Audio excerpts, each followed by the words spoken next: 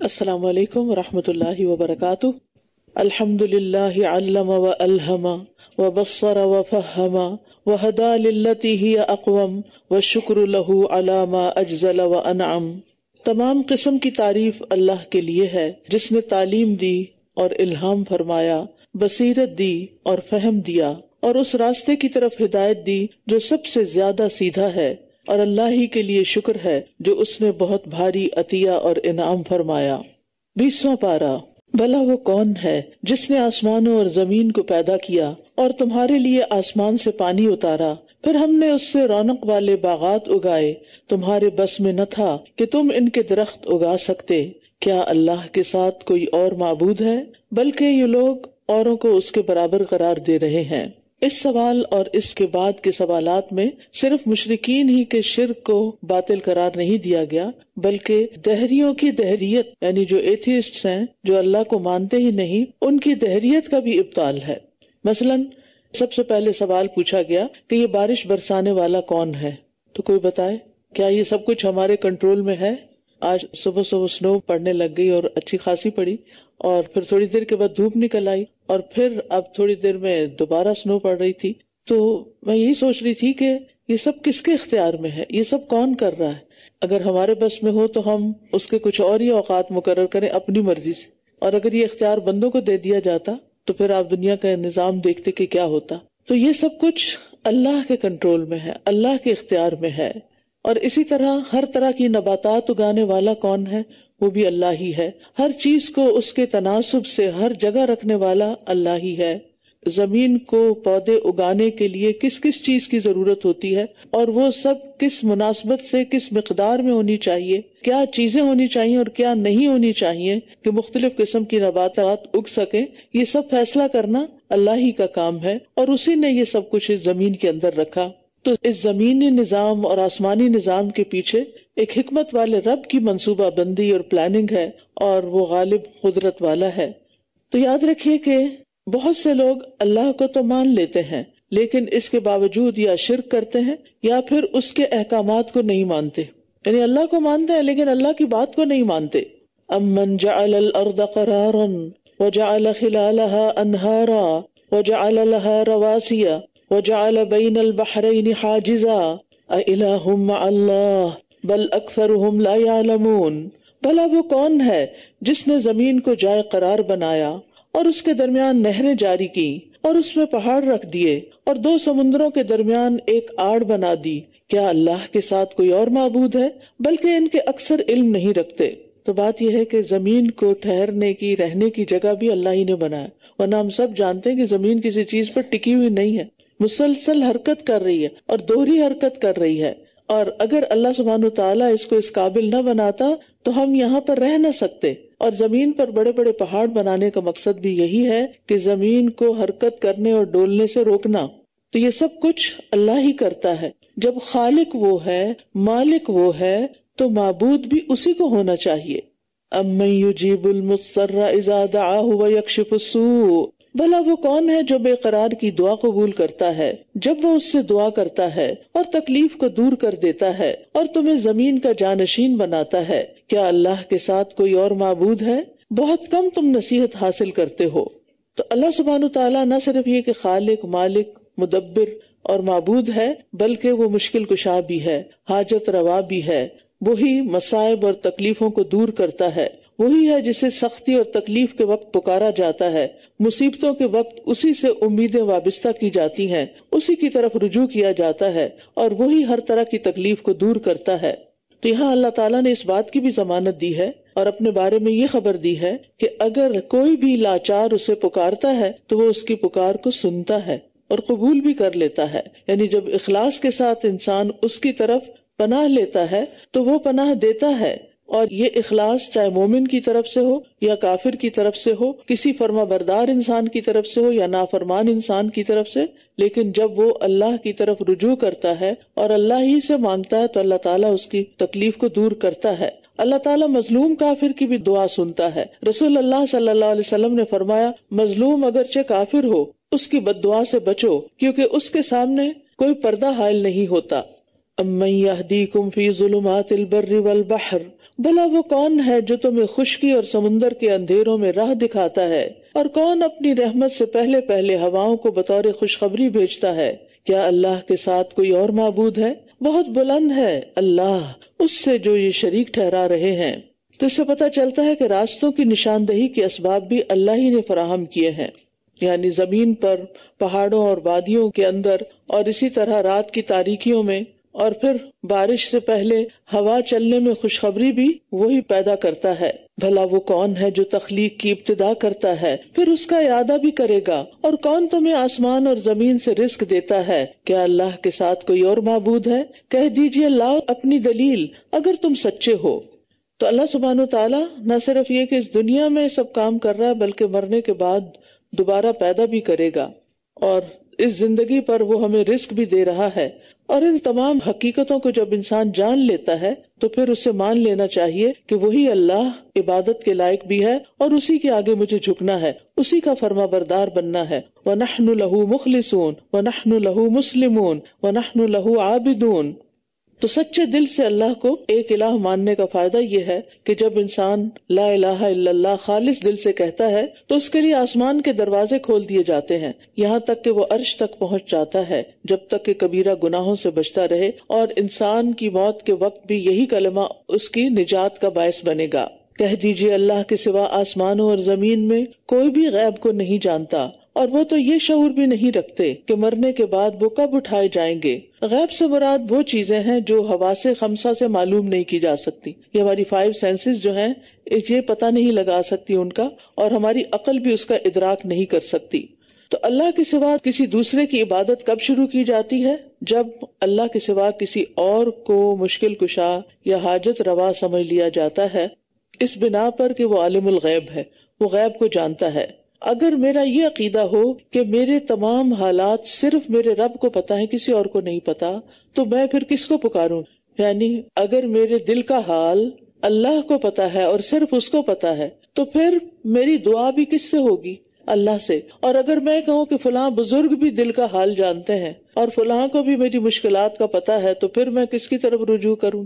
اللہ نہ کرے کہ کبھی ایسا ہو۔ یہ انسان کی نفسیات میں ہے کہ جس پر وہ اعتماد کرتا ہے اور جس کے بارے میں وہ یہ عقیدہ رکھتا ہے کہ وہ اس کی چھپے ہوئے حالات کو بھی جانتا ہے، پھر وہ اسی کو اپنا مولا سمجھ لیتا ہے، اسی کو مشکل کشا سمجھ لیتا ہے۔ تو یاد رکھیے اللہ اپنی ذات میں بھی اکیلا ہے اور غیب کے علم میں بھی اکیلا ہے، اس کے سوا غیب کوئی نہیں جانتا۔ نبیوں اور رسولوں کو بس اتنا علم ہوتا ہے جتنا اللہ تعالیٰ انہیں بتا دیتا ہے، اور جو شخص نبی صلی اللہ علیہ وسلم کو عالم الغیب سمجھے وہ دراصل اللہ تعالیٰ پر بہتان باندھتا ہے۔ حضرت عائشہ فرماتی ہیں کہ جو شخص یہ گمان رکھتا ہے کہ نبی صلی اللہ علیہ وسلم آئندہ کل پیش آنے والے حالات کا علم رکھتے ہیں، اس نے اللہ پر بہت بڑا بہتان باندھا، اس لیے کہ وہ تو فرما رہا ہے کہ آسمان و زمین میں غیب کا علم صرف اللہ کو ہے۔ اللہ سبحانہ تعالیٰ اگر غیب کا کچھ علم وحی کے ذریعے اپنے پیغمبروں کو دے دیتے ہیں تو اس سے وہ عالم الغیب نہیں بن جاتے، بل ادارک علمہم فی الآخرہ، بلکہ آخرت کے بارے میں ان کا علم گم ہو چکا ہے، یعنی ان کو آخرت کا صحیح پتہ نہیں، بلکہ یہ اس کی طرف سے شک میں ہیں، بلکہ یہ اس سے اندھے ہیں۔ اور جن لوگوں نے کفر کیا کہنے لگے کیا جب ہم اور ہمارے آباء و اجداد مٹی ہو جائیں گے تو کیا ہم واقعی قبروں سے ضرور نکالے جائیں گے؟ یقیناً اس سے پہلے بھی ہم سے اور ہمارے آباء و اجداد سے یہ وعدہ کیا گیا، مگر یہ تو محض پہلے لوگوں کی کہانیاں ہیں۔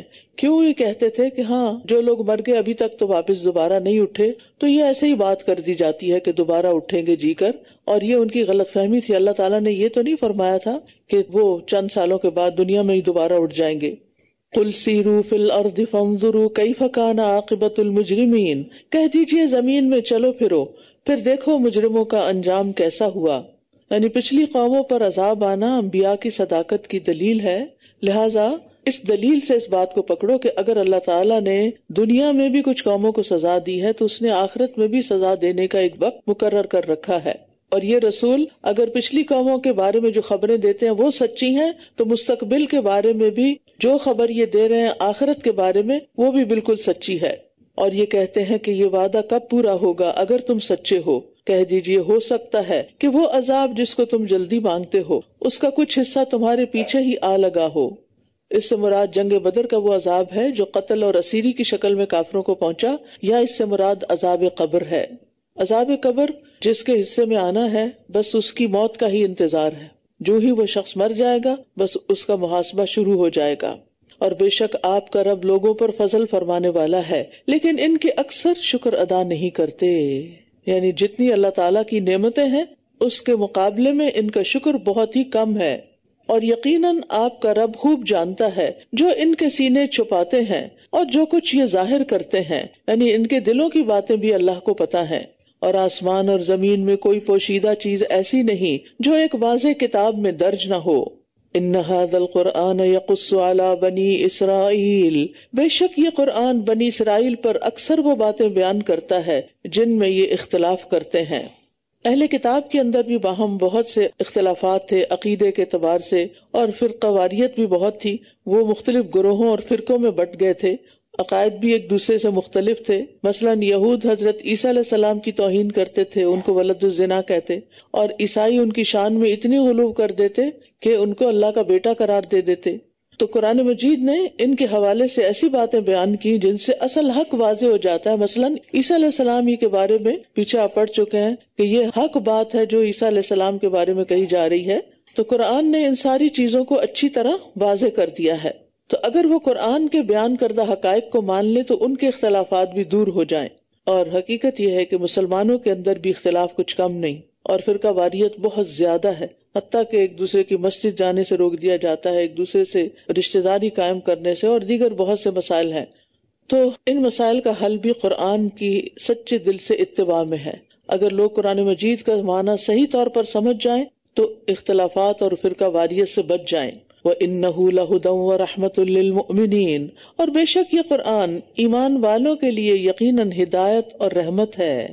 ایمان والوں کے لیے اس کتاب میں ہدایت ہے اور یہ باعث رحمت ہے، دنیا میں بھی باعث رحمت اور آخرت میں بھی باعث رحمت۔ تو جس چیز سے ہمیں ہدایت ملتی ہو پھر اس کے ساتھ ہمارا سلوک کیا ہونا چاہیے، اور جس چیز میں ہمارے لیے اللہ کی رحمت ہو پھر اس سے دور رہنا کیا ہے، اللہ کی رحمت سے دور رہنا۔ بے شک آپ کا رب ان کے درمیان اپنے حکم سے فیصلہ کرے گا، اور وہ بہت زبردست خوب علم والا ہے۔ فَتَوَكَّلْ عَلَى اللَّهِ إِنَّكَ عَلَى الْحَقِّ الْمُبِينِ، بس آپ اللہ پر توکل کیجئے، بے شک آپ واضح حق پر ہیں، یعنی اللہ کے بھروسے پر اپنا کام کرتے جائیے، آپ بالکل درست بات کر رہے ہیں، اور ایک دن یہ حق واضح بھی ہو جائے گا۔ بے شک آپ مردوں کو نہیں سنا سکتے، اور نہ آپ بہروں کو اپنی پکار سنا سکتے ہیں جب وہ پیٹ پھیر کر پلٹ جائیں، یعنی دیکھیں بھی نہ۔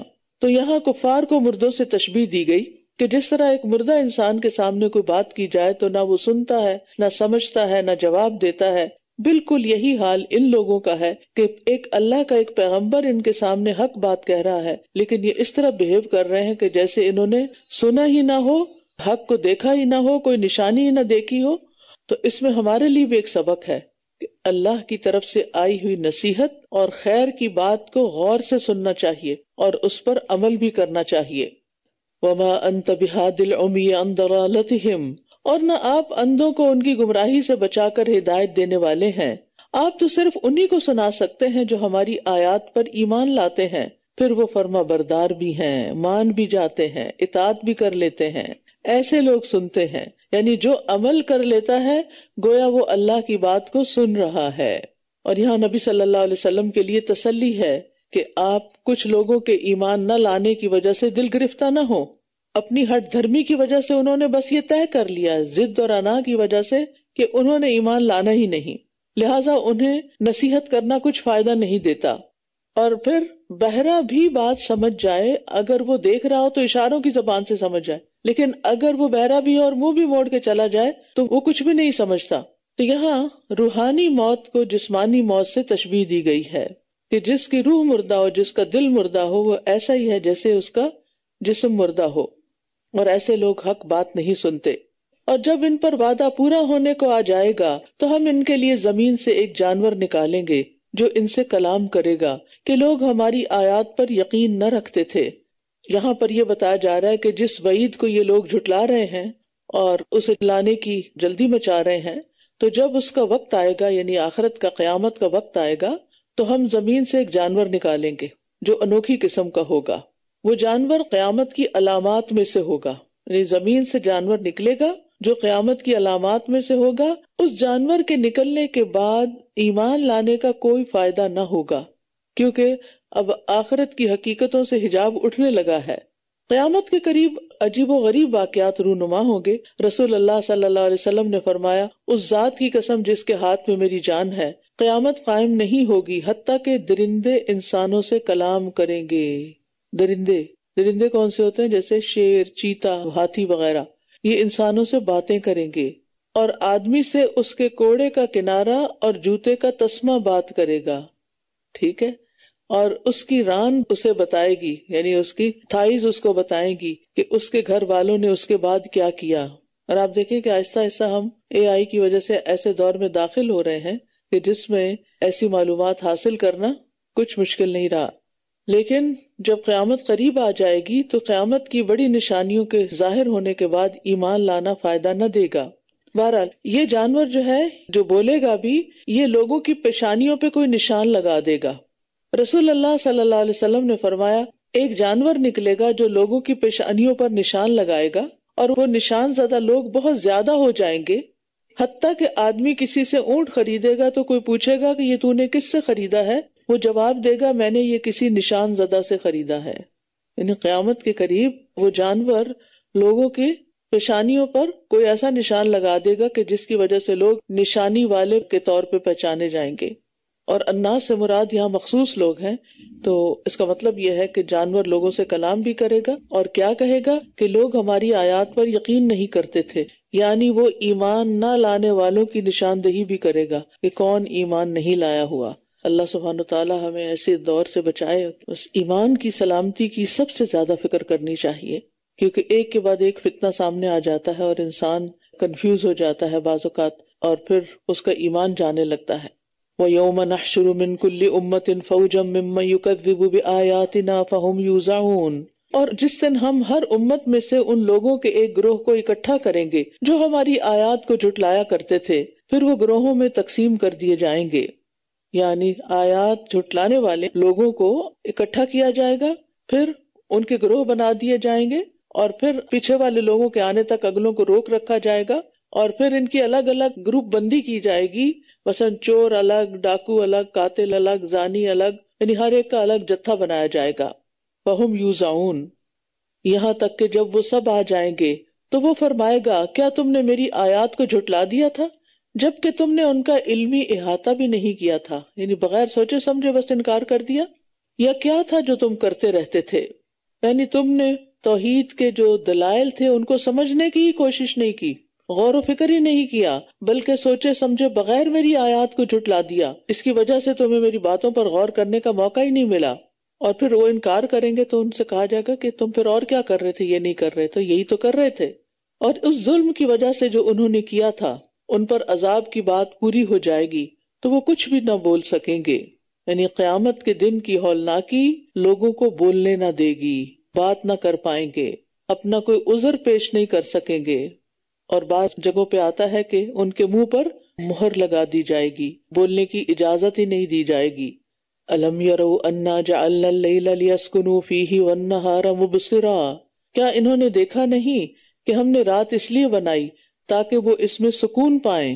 رات کس لیے بنائی؟ تاکہ وہ اس میں سکون پائیں. اور دن کو روشن بنایا. یقیناً اس میں ان لوگوں کے لیے بہت سی نشانیاں ہیں جو ایمان لاتے ہیں. اور جس دن سور پھونکا جائے گا تو وہ سب جو آسمانوں اور زمین میں ہیں گھبرا جائیں گے، سوائے اس کے جسے اللہ محفوظ رکھنا چاہے. اللہ ہمیں بھی ان میں شامل کر لے. اور وہ سب کے سب اس کے سامنے ذلیل ہو کر آ جائیں گے. کہا جاتا ہے کہ 3 بار سور میں پھونکا جائے گا. پہلی پھونک میں ساری دنیا گھبرا کر بے ہوش ہو جائے گی، دوسری پھونک میں موت سے ہمکنار ہو جائے گی، اور تیسری پھونک میں سب لوگ قبروں سے دوبارہ زندہ ہو کر اٹھیں گے اور میدان حشر میں اکٹھے ہو جائیں گے. اور بعض کہتے ہیں کہ اس سے مراد پہلا نفخہ ہے، اور بعض کہتے ہیں اس سے مراد تیسرا نفخہ ہے. اور مستثنی کون لوگ ہوں گے؟ بعض کے نزدیک انبیاء، شہداء، بعض کے نزدیک فرشتے، بعض کے نزدیک سب ایمان والے. امام شوکانی کہتے ہیں کہ ممکن ہے کہ تمام مذکورین اس میں شامل ہوں، کیونکہ اہل ایمان حقیقی گھبراہٹ سے محفوظ ہوں گے. یعنی گھبراہٹ تو ہوگی. اب دیکھیں کہ جب دنیا میں بھی کوئی حادثہ ہوتا ہے، کوئی زلزلہ آتا ہے یا کچھ ہوتا ہے تو گھبراہٹ ہوتی ہے یا نہیں ہوتی؟ اور سب پر ہوتی ہے، لیکن اصل گھبراہٹ تو ان پر ہوگی جنہیں اب اپنا کوئی فیوچر نظر نہیں آئے گا۔ وَتَرَى الْجِبَالَ تَحْسَبُهَا جَامِدَةً وَهِيَ تَمُرُّ مَرَّ السَّحَابِ، اور آپ پہاڑوں کو دیکھیں گے تو سمجھیں گے کہ جمے ہوئے ہیں، حالانکہ وہ بادلوں کے چلنے کی طرح چل رہے ہوں گے۔ یعنی پہاڑ زمین سے اٹھ کر غبار بن کر آسمان کی طرف بادلوں کی شکل میں اڑ رہے ہوں گے۔ یہ اللہ کی کاریگری ہے جس نے ہر چیز کو مضبوط بنایا، بے شک جو کچھ تم کرتے ہو وہ اس کی خوب خبر رکھنے والا ہے۔ من جاء بالحسنۃ فلہ خیر منها وهم من فزع یومئذ آمنون، جو کوئی نیکی لے کر آئے گا اس کے لیے اس سے بہتر بدلہ ہوگا اور وہ اس دن ہر گھبراہٹ سے امن میں ہوں گے۔ تو قیامت کے دن کی گھبراہٹ سے بچنے کا نسخہ کیا ہے؟ نیکیاں کرنا، چاہے اللہ کی عبادت کی شکل میں ہو یا بندوں کے حقوق ادا کرنے اللہ کی خاطر۔ یعنی آپ دیکھیے نا کہ جب انسان نماز میں کھڑا ہوتا ہے تو کیا اس کو ملتا ہے؟ گھبراہٹ بھی ہو تو سکون آ جاتا ہے۔ اسی طرح اگر آپ سخت پریشان ہیں، آپ حج کو چلے جائیں، عمرے کو چلے جائیں تو کیا ہوگا؟ آپ امن میں آ جاتے ہیں۔ من دخلہ کان آمنا، جو وہاں حرم میں داخل ہوا امن میں آ گیا۔ اسی طرح جب آپ زکوٰۃ نکالتے ہیں تو آپ کو ایسا لگتا ہے کہ جیسے آپ کے مال کی پروٹیکشن ہو گئی، آپ کو ایک سکون آ جاتا ہے، آپ امن میں آ جاتے ہیں۔ اسی طرح روزہ رکھ کے کیفیت بہت مختلف ہوتی ہے۔ تو جتنے بھی اللہ تعالیٰ کے احکامات ہیں، جب انسان ان پر عمل کرتا ہے تو دنیا میں بھی اس کو امن اور چین ملتا ہے، اور اس کی بدولت آخرت میں بھی ملے گا۔ اور اسی طرح جب انسان انسانوں کے حقوق ادا کرتا ہے، والدین کو خوش کرتا ہے، اپنے شوہر کو خوش کرتی ہے، ایک عورت اپنے بچوں کا خیال رکھتی ہے، ان کے لیے ایک شفیق ماں ہے، ایک مربی ہے، ایک مخلص انسان ہے جس کی طرف وہ لک فارورڈ کرتے ہیں، تو آپ جب لوگوں کے لیے سکون کا باعث بنتے ہیں تو کیا پھر آپ کو امن اور سکون نصیب نہیں ہوگا؟ آپ کو بھی ہوگا۔ لیکن جب ظلم کوئی کرتا ہے کسی پر، کسی کا حق نہیں دیتا، تو وہ اپنی جان پر ظلم کرتا ہے۔ لوگ اپنے اوپر ظلم کرتے ہیں، اللہ کا حق مار کے بھی اور بندوں کے حق مار کے بھی۔ اس لیے انسان کو دنیا اور آخرت کی گھبراہٹ سے بچنے کے لیے نیکی پہ نیکی کرتے جانا چاہیے، اور اگر آپ سمجھیں کہ آپ کی نیکی دوسرے کو فائدہ دے رہی ہے، مجھے کیا مل رہا ہے، تو یہ جو سکون کی دولت ہے نا، یہ بازار میں نہیں ملتی کہ آپ جا کے خرید لائیں، کیونکہ جب آپ سلیپنگ پلز کھا لیتے ہیں یا مسکن دوائیاں کھا لیتے ہیں تو آپ پوری طرح فنکشن بھی نہیں کر سکتے، یا آپ پہ غنودگی طاری ہو جاتی ہے، یا آپ سوئے رہتے ہیں، تو پھر ایسے سکون کا کیا فائدہ کہ جس میں انسان کسی کام کا ہی نہ رہے۔ انسان جب انسانوں کے بیچ میں ہوتا ہے اور ان کی غلطیوں پر صبر کرتا ہے اور ان کے ساتھ احسان کا رویہ اختیار کرتا ہے، تو یہ دراصل اس کے اپنے ہی لیے خیر ہے۔ من جاء بالحسنۃ فلہ خیر منہا، جو کوئی نیکی لے کر آئے گا اس کے لیے اس سے بہتر بدلہ ہوگا۔ یعنی نہ صرف یہ کہ وہ ملے گا جو اس نے نکالا اللہ کے راستے میں، بلکہ اس سے بھی بہتر، اور وہ اس دن ہر گھبراہٹ سے امن میں ہوں گے۔ تو اس سے پتہ چلتا ہے کہ اللہ کا ثواب بندے کے عمل سے کہیں زیادہ ہے، یعنی بندے کے عمل، قول اور اس کے ذکر سے اللہ کا ثواب بہتر ہے۔ اسی طرح اللہ کی رضا بندے کے لیے اس کے عمل سے بہتر ہے، اور یہ بھی کہا گیا کہ یہ قول انسان کے ثواب کو کئی گنا بڑھانے کی طرف لوٹتا ہے، کیونکہ اللہ تعالیٰ سے ایک نیکی کے بدلے 10 نیکیاں ملتی ہیں، اور تھوڑی سی مدت میں ایمان لانے کے بدلے دائمی ثواب ملتا ہے۔ آپ دنیا میں کتنے دن اعمال کرو گے؟ چند گنتی کے دن۔ روزے کتنے دن کے لیے؟ چند گنتی کے دن۔ اسی طرح باقی کام بھی، سارے دن 24 گھنٹوں کے اندر نماز میں کتنا وقت لگ جاتا ہے؟ 1 گھنٹہ لگ جاتا ہوگا، 2 گھنٹے لگ جاتے ہوں گے، باقی وقت تو آپ کا ہے۔ تو آپ اللہ کی عبادت کے لیے تو وقت کم نکالتے ہیں، لیکن اس کے جو اثرات ہیں اور اس کا جو اجر ہے وہ کہیں زیادہ ہے۔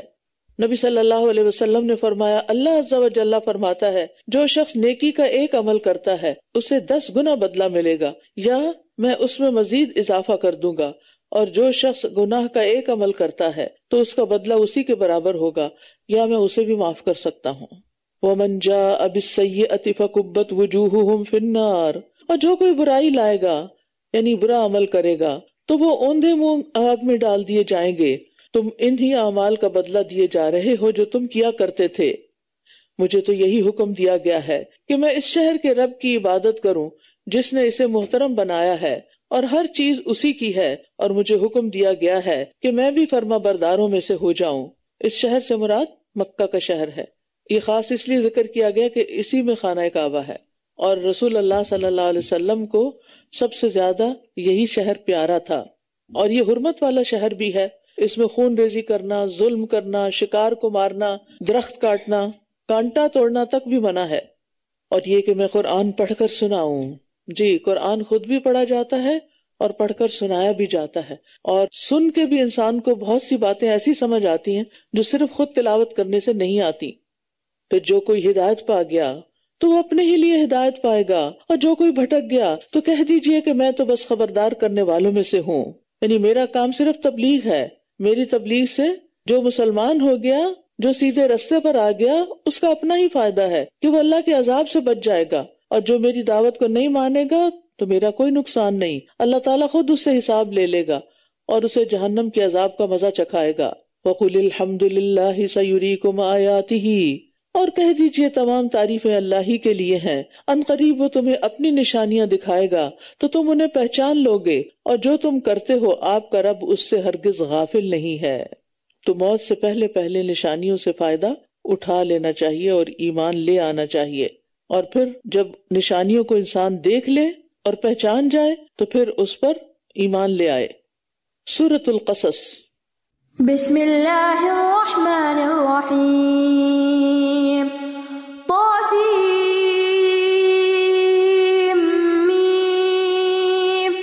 تلک آیات الکتاب المبین، نتلو علیک من نبأ موسیٰ وفرعون بالحق لقوم یؤمنون۔ شروع کرتی ہوں اللہ کے نام سے جو بے انتہا مہربان نہایت رحم فرمانے والا ہے۔ طاسیم میم، تلک آیات الکتاب المبین، یہ آیات ہے روشن کتاب کی، ہم آپ پر موسیٰ اور فرعون کی کچھ خبر حق کے ساتھ بیان کرتے ہیں، بالکل ٹھیک ٹھیک، ان لوگوں کے لیے جو ایمان رکھتے ہیں، انہی کو اس سے فائدہ ہوگا۔ بے شک فرعون نے زمین میں سرکشی کی اور اس کے رہنے والوں کو کئی گروہوں میں بانٹ دیا تھا، ان میں سے ایک گروہ کو اس نے نہایت کمزور کر رکھا تھا، یعنی بنی اسرائیل کو، وہ ان کے بیٹوں کو ذبح کرتا اور ان کی عورتوں کو زندہ چھوڑ دیتا تھا، بے شک وہ فساد کرنے والوں میں سے تھا۔ بنی اسرائیل فرعون کی غلامی اور ظلم کا شکار ہوئے، حالانکہ وہ اپنے وقت کی افضل ترین قوم تھی۔ بنی اسرائیل یوسف علیہ السلام کے زمانے میں مصر آئے تھے اور بہت مدت تک نہایت شان و شوکت اور احترام کے ساتھ زندگی بسر کر رہے تھے، لیکن پھر اللہ کی نافرمانیوں اور اپنے اعمال بد کی وجہ سے اللہ تعالیٰ نے مصر کے اصل باشندے جو قبطی تھے انہیں ان پر مسلط کر دیا، انہوں نے انہیں غلام بنا لیا، اور پھر یہ جو فرعون ہلاک ہوا، آخری فرعون جو تھا، اس نے تو انہیں انتہا درجے کا کمزور اور بے بس کر دیا تھا۔ اس نے ایسا بندوبست کر رکھا تھا کہ قبطی آقا بن کر رہیں، بنی اسرائیل غلام اور خدمتگار بن کے رہیں، چنانچہ ہر طرح کا مشقت والا کام انہی سے لیا جاتا، کھیتی باڑی، عمارتیں بنانے، نہریں کھودنے وغیرہ کا کام، اور ان کی عورتیں گھروں میں کام کرتی اور لڑکوں کو ذبح کر کے ان کی عورتوں کو اپنی حوث کا نشانہ بناتے۔ یعنی آپ سوچئے کہ اس سے زیادہ برے حالات کس قوم کے ہو سکتے ہیں۔ اور پھر مزید ظلم کیا کہ یذبح ابناءہم ویستحیی نساءہم، بنی اسرائیل کے بیٹوں کو قتل کرتا تھا فرعون، کیونکہ بعض نجومیوں کی پیشن گوئی تھی کہ بنی اسرائیل میں ایک بچہ پیدا ہوگا جس کے ہاتھوں فرعون کی ہلاکت ہوگی۔ اس کا حل اس نے یہ نکالا کہ ہر پیدا ہونے والا اسرائیلی بچہ قتل کر دیا جائے، حالانکہ اس نے یہ نہیں سوچا کہ اگر یہ بات سچی ہے تو ایسا تو ہو ہی جائے گا، اور اگر جھوٹی ہے تو بچوں کو قتل کرنے کی کیا ضرورت ہے۔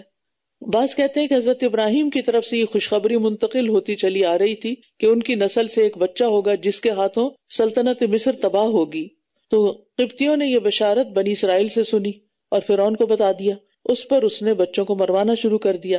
بہرحال حقیقت تو اللہ ہی بہتر جانتا، لیکن یہ بات قرآن واضح طور پہ بتاتا ہے کہ بنی اسرائیل کے بچوں کا قتل عام ہو رہا تھا، اور ہم چاہتے تھے کہ ہم ان لوگوں پر احسان کریں، یعنی بنی اسرائیل پر، جو زمین میں نہایت کمزور بنا دیے گئے تھے، اور ہم انہیں پیشوا بنائیں اور انہی کو ہم وارث بنا دیں۔ وَنُمَكِّنَ لَهُمْ فِي الْأَرْضِ، اور ہم انہیں زمین میں اقتدار بخشیں، اور فرعون اور حامان اور ان کے لشکروں کو وہ چیز دکھا دیں جس سے وہ ڈرا کرتے تھے۔ حامان فرعون کا وزیر تھا جو اس کے ظلم و ستم میں برابر کا شریک تھا۔ تو اللہ تعالیٰ نے جب بنی اسرائیل کو زمین میں اقتدار دینے کا ارادہ کیا تو پھر اللہ تعالیٰ نے اپنے اس ارادے کو پورا کیا، اور یہ حقیقت ہے کہ جس چیز کا اللہ ارادہ کر لے اسے کوئی بھی روک نہیں سکتا۔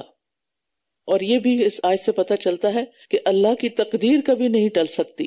اس کے ارادے کو پورا ہونے سے کوئی طاقت نہیں روک سکتی. سورۃ یوسف میں آتا ہے واللہ غالب علی امرہ ولکن اکثر الناس لا یعلمون. اللہ اپنے کام پر غالب ہے اور اکثر لوگ جانتے نہیں. اگر یہ یقین آ جائے نا کہ سب کچھ اللہ نے ہی کرنا ہے تو انسان کا حوصلہ بڑھ جاتا ہے. اور ہم نے موسیٰ کی ماں کی طرف الہام کیا کہ اسے دودھ پلاتی رہو، پھر جب تمہیں اس کے بارے میں خوف ہو تو اسے دریا میں ڈال دینا، اور نہ تم خوف کھانا اور نہ غم کرنا، بے شک ہم اسے تمہاری طرف لوٹا دینے والے ہیں اور اسے رسولوں میں سے بنانے والے ہیں. تو مظلوم بنی اسرائیل پر احسان کی ابتدا یہاں سے ہوتی ہے کہ موسیٰ علیہ السلام کو کس طرح اللہ سبحانہ وتعالیٰ بچاتا ہے. موسیٰ علیہ السلام کے والد کا نام بھی عمران تھا اور ان کے بھائی ہارون کی ولادت 1 سال پہلے ہو چکی تھی. یہ وہ سال تھا جس میں لڑکے قتل نہیں کیے جاتے تھے. پہلے تو ہر بچہ مارا جا رہا تھا، پھر اس فرعون کو بتایا گیا کہ اگر یہ سارے مر گئے تو ہمارے کام کون کرے گا، لہٰذا یہ ڈیسائیڈ ہوا کہ 1 سال بچوں کو مار دیا جائے اور 1 سال چھوڑ دیا جائے. ارے عقل کے اندھو، سوچو، ہو سکتا ہے وہ بچہ اسی سال پیدا ہو جائے جس کو تم چھوڑ رہے ہو.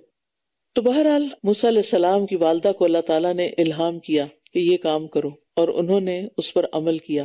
اور پھر خاص طور پر بچے کو صندوق میں ڈالنے سے پہلے اس کو دودھ پلاؤ. یعنی ماں کو بچے کی ضروریات پوری کرنے میں سب سے اہم ضرورت کیا ہے کہ اس کو اپنا دودھ پلائے، اور ماں کے دودھ سے بڑھ کر کوئی چیز بچے کی ضرورت پوری نہیں کرتی. تو یہاں پر حکم دیا کہ اتنا دودھ پلاؤ کہ کم از کم اس وقت تک سروائیو کر جائے جب تک تمہارے پاس واپس آتا ہے. اس سے یہ پتہ چلتا ہے کہ دودھ پلانے کی اس مدت میں موسیٰ علیہ السلام معجزاتی طور پر فرعونیوں سے بچ گئے. کسی کو پتہ نہیں چلا، کسی کو خبر ہی نہیں ہوئی.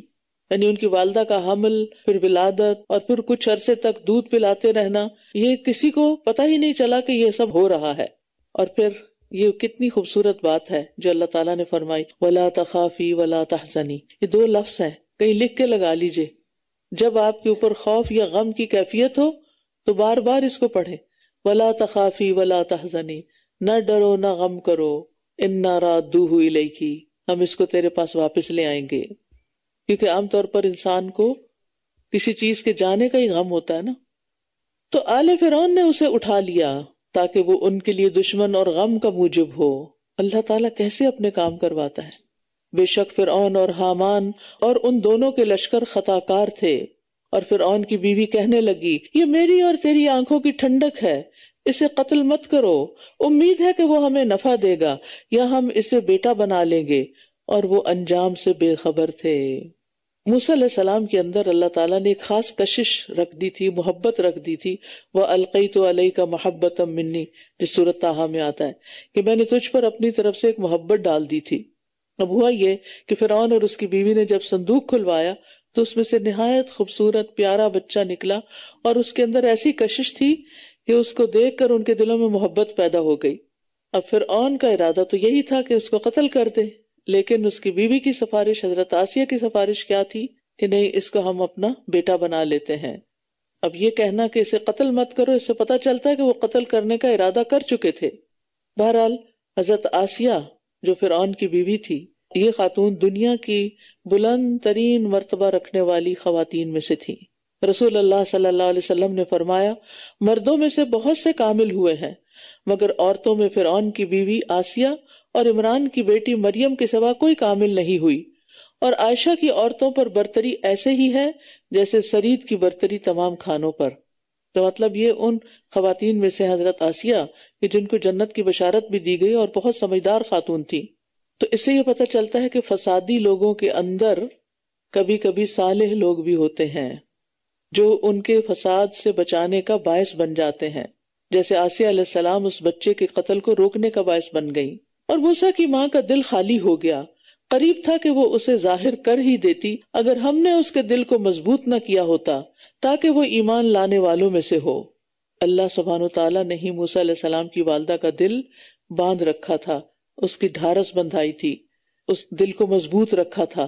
تو اس سے یہ پتہ چلتا ہے کہ ہمارے دل اللہ کے ہاتھ میں. اگر دل میں شدید گھبراہٹ ہو یا بے چینی ہو یا اضطراب ہو یا پریشانی ہو، کچھ بھی ہو، تو اس کی اصلاح کے لیے اللہ کی طرف رجوع کرنا چاہیے کہ وہ سب کچھ ٹھیک کر سکتا ہے. اور وہ اس کی بہن سے کہنے لگی کہ اس کے پیچھے پیچھے جا. پھر وہ اسے دور سے دیکھتی رہی اور وہ شعور نہ رکھتے تھے. یہ بچی بھی جو موسیٰ علیہ السلام کی بہن تھی بہت ذہین بچی تھی، کنارے پہ رہ کے ساتھ ساتھ چل رہی تھی، اس طرح دیکھ رہی تھی کہ کسی کو پتہ ہی نہ چلے کہ یہ اس کو جانتی بھی ہے۔ ایک عرب شاعر نے خوب کہا ہے کہ جب تم کسی کام کے لیے کسی کو بھیجو تو دانا آدمی کو بھیجو، پھر اسے سمجھانے کی ضرورت نہیں، یعنی پھر وہ اپنا راستہ خود نکال لے گا۔ اور ہم نے پہلے ہی اس پر دودھ پلانے والیاں حرام کر دی تھی۔ تو وہ کہنے لگی، کیا میں تمہیں ایسے گھر والوں کے بارے میں بتاؤں جو تمہارے لیے اس کی کفالت کریں اور اس کے خیر خواہ بھی ہوں؟ اب فرعون کی بیوی جو تھی اس کو تو بہت تڑپ لگی ہوئی تھی کہ کسی طرح یہ بچہ دودھ پیے تاکہ سروائیو کرے، اور وہ ہر قیمت پر اس کا انتظام کرنا چاہتی تھی۔ اور جو بھی خاتون لائی گئی، موسیٰ علیہ السلام نے اس کا دودھ پینے سے انکار کر دیا۔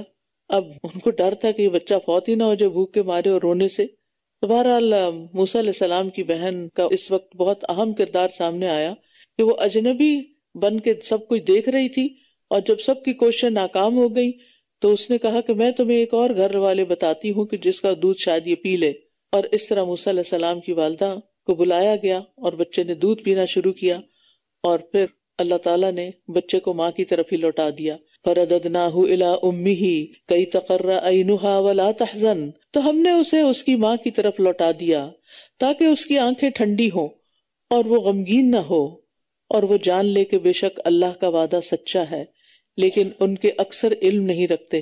اس حکم پر عمل کرنا مشکل تھا نا، کتنا مشکل، ایک ماں کی حیثیت سے سوچے بہت مشکل، لیکن ام موسیٰ نے اللہ تعالیٰ کے حکم کی تابعداری کی، مان گئی، فرمانبرداری کی۔ بہت سخت آزمائش تھی، نتیجہ کیا ہوا؟ اللہ نے ان کا دل تھام لیا، اللہ نے ان کا بچہ ان کو لوٹا دیا، امتحان میں بھی کامیاب ہو گئی، درجات بھی بلند ہو گئے، اور جس وجہ سے غمگین تھی وہ وجہ بھی ختم ہو گئی کہ بچے کی زندگی بھی بچ گئی اور بچے کو دیکھنے کے قابل بھی ہو گئی۔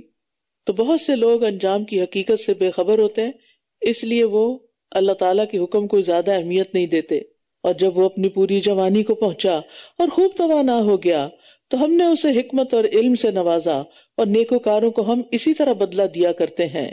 اور وہ ایسے وقت میں شہر میں داخل ہوا جب اس کے رہنے والے غفلت میں تھے، تو اس نے اس میں 2 آدمیوں کو باہم لڑتے ہوئے پایا، ایک تو اس کے اپنے گروہ میں سے تھا اور دوسرا اس کے دشمنوں میں سے تھا۔ تو وہ جو اس کے اپنے گروہ میں سے تھا اس نے اس کے خلاف مدد طلب کی جو اس کے دشمنوں میں سے تھا، تو موسیٰ نے اسے ایک گھونسا مارا اور اس کا کام تمام کر دیا۔ کہنے لگا، یہ تو کوئی شیطانی کام ہے، بے شک وہ کھلم کھلا گمراہ کرنے والا دشمن ہے۔ چونکہ بنی اسرائیل پر ظلم عام ہو رہا تھا، اس لیے موسیٰ علیہ السلام اگرچہ فرعون کے دربار میں پل رہے تھے، لیکن ان کی ہمدردیاں اپنی قوم کے ساتھ تھیں، کیونکہ انہیں معلوم تھا کہ وہ بنی اسرائیل میں سے ہیں، اور وہ جانتے تھے کہ قبطی ان کے دشمن ہیں اور ان کے اوپر ظلم ڈھا رہے ہیں۔ لہٰذا وہ محل سے نکلے، شہر کی طرف گئے، یوں لگتا کہ محلات شہر سے باہر تھے، اور دیکھا کہ کہیں کسی اسٹریٹ میں 2 آدمی آپس میں لڑ رہے ہیں۔ تو اس پر اسرائیلی جو تھا اس نے جب موسیٰ سے مدد طلب کی تو انہوں نے مدد کے طور پر آگے بڑھ کر جب اس معاملے کو حل کرنا چاہا، مخالف کو ایک مکہ ہی مارا تو وہ فوت ہو گیا۔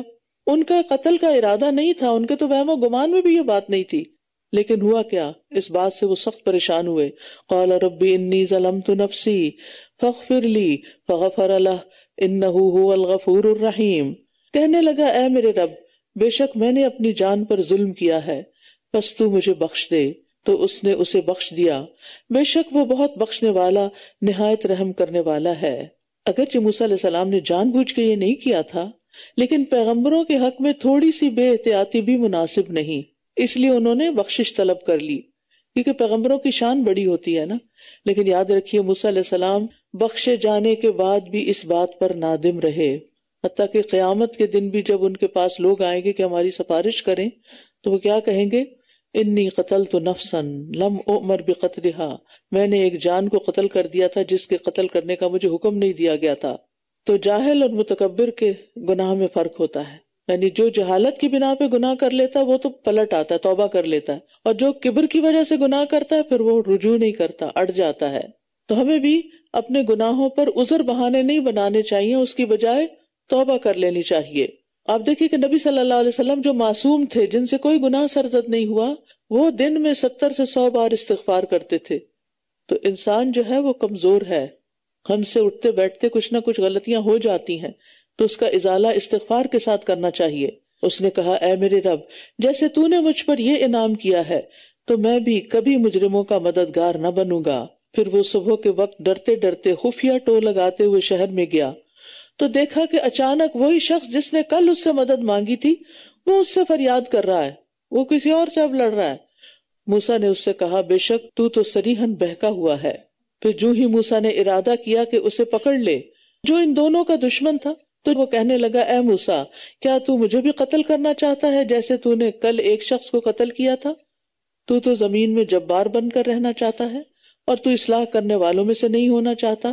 موسیٰ علیہ السلام نے قبطی کو پکڑنا چاہا تو بنی اسرائیلی یہ سمجھا کہ شاید مجھے پکڑنے لگے ہیں، تو وہ بول اٹھا اے موسیٰ جس طرح تو نے کل قتل کیا آج مجھے قتل کرنے لگے ہو۔ تو اس سے قبطی کو پتہ چل گیا کہ قاتل کون ہے، کیونکہ قتل کی خبر تو مشہور ہو چکی تھی لیکن قاتل کا نہیں پتا تھا، اور اس طرح راز کھل گیا اور اس نے جا کر فرعون اور اس کے اہلکاروں کو بتا دیا۔ اور جو ہی یہ خبر وہاں پہنچی اور شہر کے آخری کنارے سے ایک شخص دوڑتا ہوا آیا، کہنے لگا اے موسیٰ بے شک سردار تیرے بارے میں مشورہ کر رہے ہیں کہ وہ تجھے قتل کر دیں، بس تو یہاں سے نکل جا، یقین کر میں تیرے خیر خواہوں میں سے ہوں۔ فخرج منہا خائفا، بس وہ ڈرتے ڈرتے خفیہ ٹو لگاتے ہوئے وہاں سے نکل پڑا، کہنے لگا اے میرے رب مجھے ظالم قوم سے نجات دے، رب نجنی من القوم الظالمین۔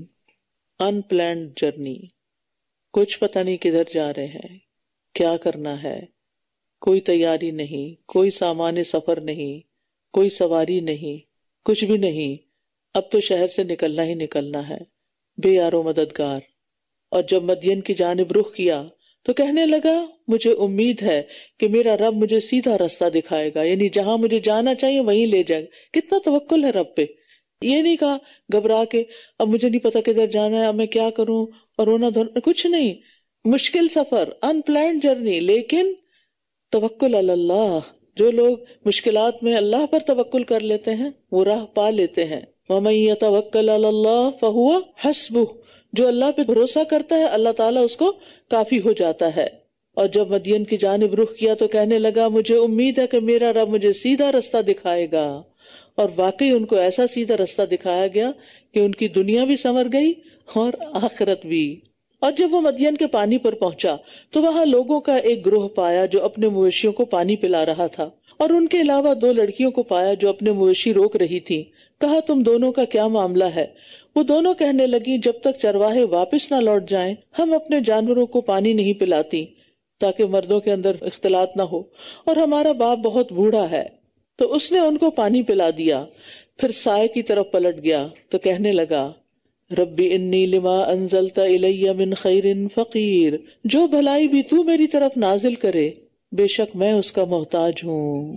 موسیٰ علیہ السلام سفر سے تھکے ہوئے ہیں، اس کے باوجود نیکی کا موقع سامنے آتا ہے تو فوراً اٹھ کھڑے ہوتے ہیں، اور پھر ان سے کسی صلے کی توقع نہیں رکھتے، ان سے کوئی فالتو بات نہیں کرتے، بلکہ واپس اپنی جگہ پر درخت کے سائے کے نیچے آ کے بیٹھ کر اللہ سے بات کرتے ہیں۔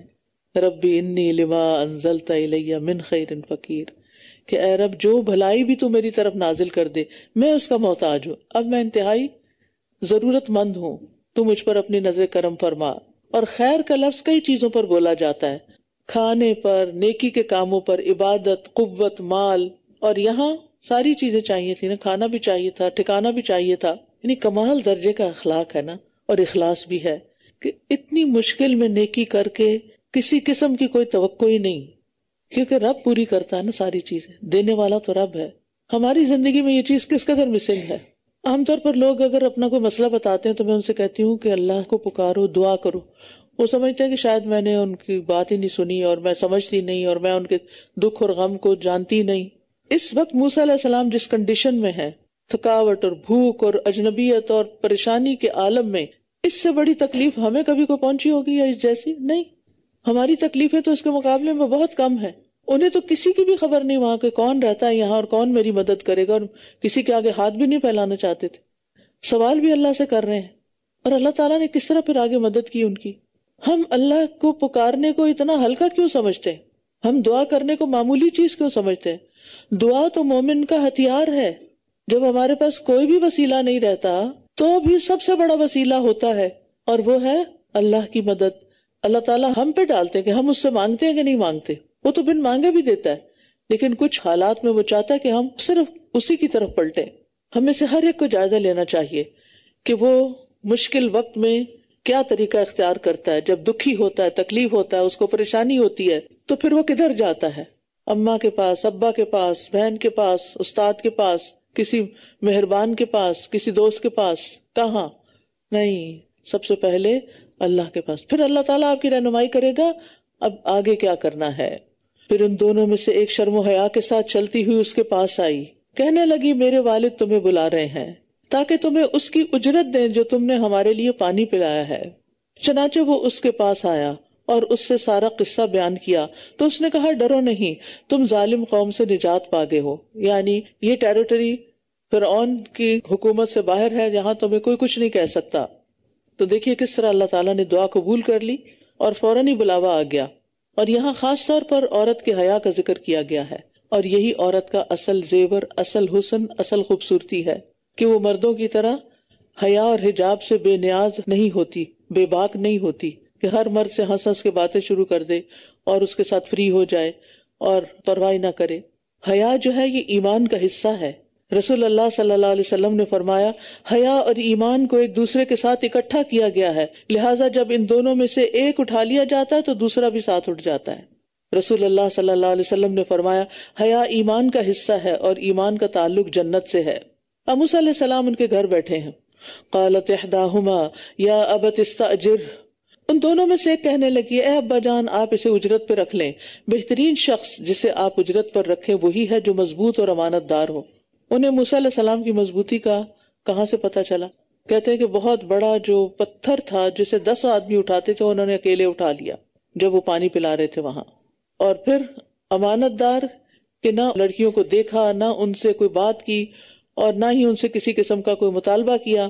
اس نے کہا میں اپنی 2 بیٹیوں میں سے ایک کا نکاح تم سے اس شرط پر کرنا چاہتا ہوں کہ تم میرے ہاں 8 سال مزدوری کرو، پھر اگر تم 10 سال پورے کر دو تو یہ تمہاری طرف سے احسان ہے اور میں تم پر مشقت نہیں ڈالنا چاہتا، انشاءاللہ تم ضرور مجھے نیک لوگوں میں سے پاؤ گے. اس نے کہا یہ بات میرے اور تیرے درمیان طے ہو گئی، ان دونوں میں سے جو مدت بھی میں پوری کر دوں مجھ پر کوئی زیادتی نہ ہوگی، اور جو بات ہم کہہ رہے ہیں اللہ اس پر نگران ہے، واللہ علی ما نقول وکیل. تو اس سے یہ پتہ چلتا ہے کہ اسلام میں نکاح کے لیے گواہوں کا ہونا بھی ضروری ہے. پھر جب موسیٰ نے مقررہ مدت پوری کر لی اور وہ اپنے گھر والوں کو لے کر چل دیا تو اس نے طور کی جانب ایک آگ دیکھی. اس نے اپنے گھر والوں سے کہا ٹھہرو، میں نے ایک آگ دیکھی ہے، ہو سکتا ہے کہ میں تمہارے پاس وہاں سے کوئی خبر یا آگ کا کوئی انگارہ لے آؤں تاکہ تم تاپ سکو. تو موسیٰ علیہ السلام نے 10 سالہ مدت پوری کی اور پھر وہاں سے اجازت لے کے اپنی بیوی کو ساتھ لے کر نکلے واپس مصر جانے کے لیے، کیونکہ 10 سال کی مدت اگر کوئی شخص ملک سے باہر رہتا تو پھر واپسی پر اس کو کچھ نہیں کہا جاتا تھا، یعنی اس پر وہ قانون لاگو نہیں ہوتا تھا. پھر جب وہ اس آگ کے پاس آیا تو بابرکت جگہ میں وادی کے دائیں جانب کے کنارے سے ایک درخت سے پکارا گیا اے موسیٰ، بے شک میں ہی اللہ ہوں جو تمام جہانوں کا رب ہے، اور یہ کہ تو اپنا عصا ڈال دے. پھر جب اس نے اس کو دیکھا کہ وہ ہل رہا ہے گویا کہ وہ ایک سانپ ہے تو وہ پیٹھ پھیر کر چل دیا اور پیچھے مڑ کر بھی نہ دیکھا. فرمایا اے موسیٰ آگے بڑھ اور خوف نہ کر، بے شک تو امن پانے والوں میں سے ہے. اپنا ہاتھ اپنے گریبان میں داخل کر، وہ کسی تکلیف کے بغیر چمکتا ہوا نکلے گا، اور خوف سے بچنے کے لیے اپنا بازو اپنی طرف ملا لے. تو یہ دونوں نشانیاں تیرے رب کی طرف سے ہیں فرعون اور اس کے سرداروں کی طرف جانے کے لیے، بے شک وہ فاسق لوگ ہیں. تو ید بیضا دوسرا معجزہ تھا جو انہیں عطا کیا گیا. پہلا تھا عصا اور دوسرا تھا ید بیضا. اور یہاں خوف دور کرنے کا ایک بہت اچھا طریقہ بتایا گیا ہے، ایک حل بتایا گیا ہے کہ انسان اپنا ہاتھ اپنی بغل میں ڈال لے، یعنی اپنے ہاتھوں کو اپنے جسم کے ساتھ ملا لے، اور اگر دونوں نہیں تو ایک کو بھی ڈالا جا سکتا ہے. ایک چھوٹی سی ٹپ، اگر رات کو اگر آپ کو نیند نہ آ رہی ہو نا تو آپ اگر اپنے ایک ہاتھ کو اپنے سر کے نیچے رکھے ہوئے تو دوسرے کو اس کے اندر رکھ لیں تو آپ سکون میں آ جائیں گے اور بہت جلدی نیند آ جائے گی آپ. تو یہ خوف کو دور کرنے کا اور بے سکونی کو دور کرنے کا ایک بہترین نسخہ ہے کہ اپنا ہی ہاتھ اپنے ہی جسم کے اندر انسان چھپا لے تو وہ ریلیکس ہو جاتا ہے. قال رب انی قتلت منہم نفسا فاخاف ان یقتلون. اس نے کہا اے میرے رب، بے شک میں نے ان میں سے ایک شخص کو قتل کر دیا تھا تو میں ڈرتا ہوں کہ وہ مجھے بھی قتل کر ڈالیں گے، اور میرا بھائی ہارون وہ مجھ سے زیادہ فصیح اللسان ہے، تو اسے میرے ساتھ مددگار کے طور پر بھیج دے کہ وہ میری تصدیق کرے، میں ڈرتا ہوں کہ وہ مجھے جھٹلا دیں گے۔ فرمایا ہم ضرور تیرے بھائی کے ذریعے تیرا بازو مضبوط کر دیں گے اور تم دونوں کو اپنی نشانیوں کے ساتھ ایسا غلبہ عطا کریں گے کہ وہ تم تک پہنچ نہ سکیں گے، تم دونوں اور جو تمہاری پیروی کریں وہی غالب آنے والے ہیں۔ پھر جب موسیٰ ان کے پاس ہماری کھلی کھلی نشانیوں کے ساتھ آیا تو وہ کہنے لگے کہ یہ تو محض ایک کھڑا ہوا جادو ہے اور ہم نے یہ اپنے پہلے آباء و اجداد میں کبھی سنا بھی نہ تھا، یعنی معجزات کو انہوں نے جادو قرار دیا۔ اور موسیٰ نے کہا میرا رب اسے خوب جانتا ہے جو اس کے پاس سے ہدایت لے کر آیا ہے اور جس کے لیے آخرت کے گھر کا اچھا انجام ہوگا، بے شک ظالم لوگ فلاح نہیں پاتے۔ اور فرعون نے کہا اے اہل دربار، میں تو اپنے سوا کسی کو تمہارے لیے معبود نہیں جانتا، تو اے حامان تم میرے لیے مٹی پر آگ جلاؤ، پھر میرے لیے ایک اونچی عمارت بناؤ تاکہ میں موسیٰ کے معبود کی طرف جھانکوں، اور میں تو اسے جھوٹوں میں سے ہی سمجھتا ہوں۔ یعنی یہ صرف مذاق اڑانے کے لیے سب باتیں ہو رہی تھی، ورنہ کسی بلڈنگ پہ چڑھ کے تو چاند بھی بعض اوقات نظر نہیں آتا، تو ان کو موسیٰ کا خدا کیسے نظر آتا؟ اور اس نے اور اس کے لشکروں نے زمین میں ناحق تکبر کیا، اور وہ یہ سمجھتے تھے کہ بے شک وہ ہماری طرف لوٹائے نہ جائیں گے۔ یہاں زمین سے مراد ارض مصر ہے، جہاں فرعون حکمران تھا اور اپنے آپ کو بڑا سمجھتا تھا۔ تو بغیر الحق انہوں نے تکبر کیا، یعنی تکبر تو ویسے ہی درست نہیں، تو ناحق تو اور بھی غلط ہے۔ فَأَخَذْنَاهُ وَجُنُودَهُ فَنَبَذْنَاهُمْ فِي الْيَمِّ، چنانچہ ہم نے اسے اور اس کے لشکروں کو پکڑ لیا، پھر ہم نے انہیں سمندر میں پھینک دیا، تو دیکھ لو ان ظالموں کا انجام کیسا ہوا۔ اور ہم نے انہیں ایسے رہنما بنا دیا جو آگ کی طرف بلاتے تھے، اور قیامت کے دن وہ مدد نہ کیے جائیں گے، اور ہم نے اس دنیا میں ان کے پیچھے لعنت لگا دی، اور قیامت کے دن بھی وہ بدحال لوگوں میں سے ہوں گے۔ وَلَقَدْ آتَيْنَا مُوسَى الْكِتَابَ مِن بَعْدِ مَا أَهْلَكْنَا الْقُرُونَ الْأُولَىٰ، اور پہلی امتوں کو ہلاک کرنے کے بعد ہم نے موسیٰ کو ایسی کتاب عطا کی جو لوگوں کے لیے بصیرت کا خزانہ اور ہدایت اور رحمت تھی تاکہ وہ نصیحت حاصل کریں۔ یہ مقصد تھا موسیٰ علیہ السلام کو کتاب دیے جانے کا۔ اور پہلی امتوں سے مراد فرعون یا نوح علیہ السلام، عاد اور سمود کی قومیں۔ اور آپ طور کی مغربی جانب موجود نہ تھے جب ہم نے موسیٰ کی طرف اپنے حکم کی وحی کی، اور نہ آپ مشاہدہ کرنے والوں میں سے تھے، یعنی اگر آپ رسول برحق نہ ہوتے تو موسیٰ علیہ السلام کے واقعے کا علم بھی آپ کو نہ ہوتا، کیونکہ آپ کا علم مشاہدے کا نتیجہ نہیں۔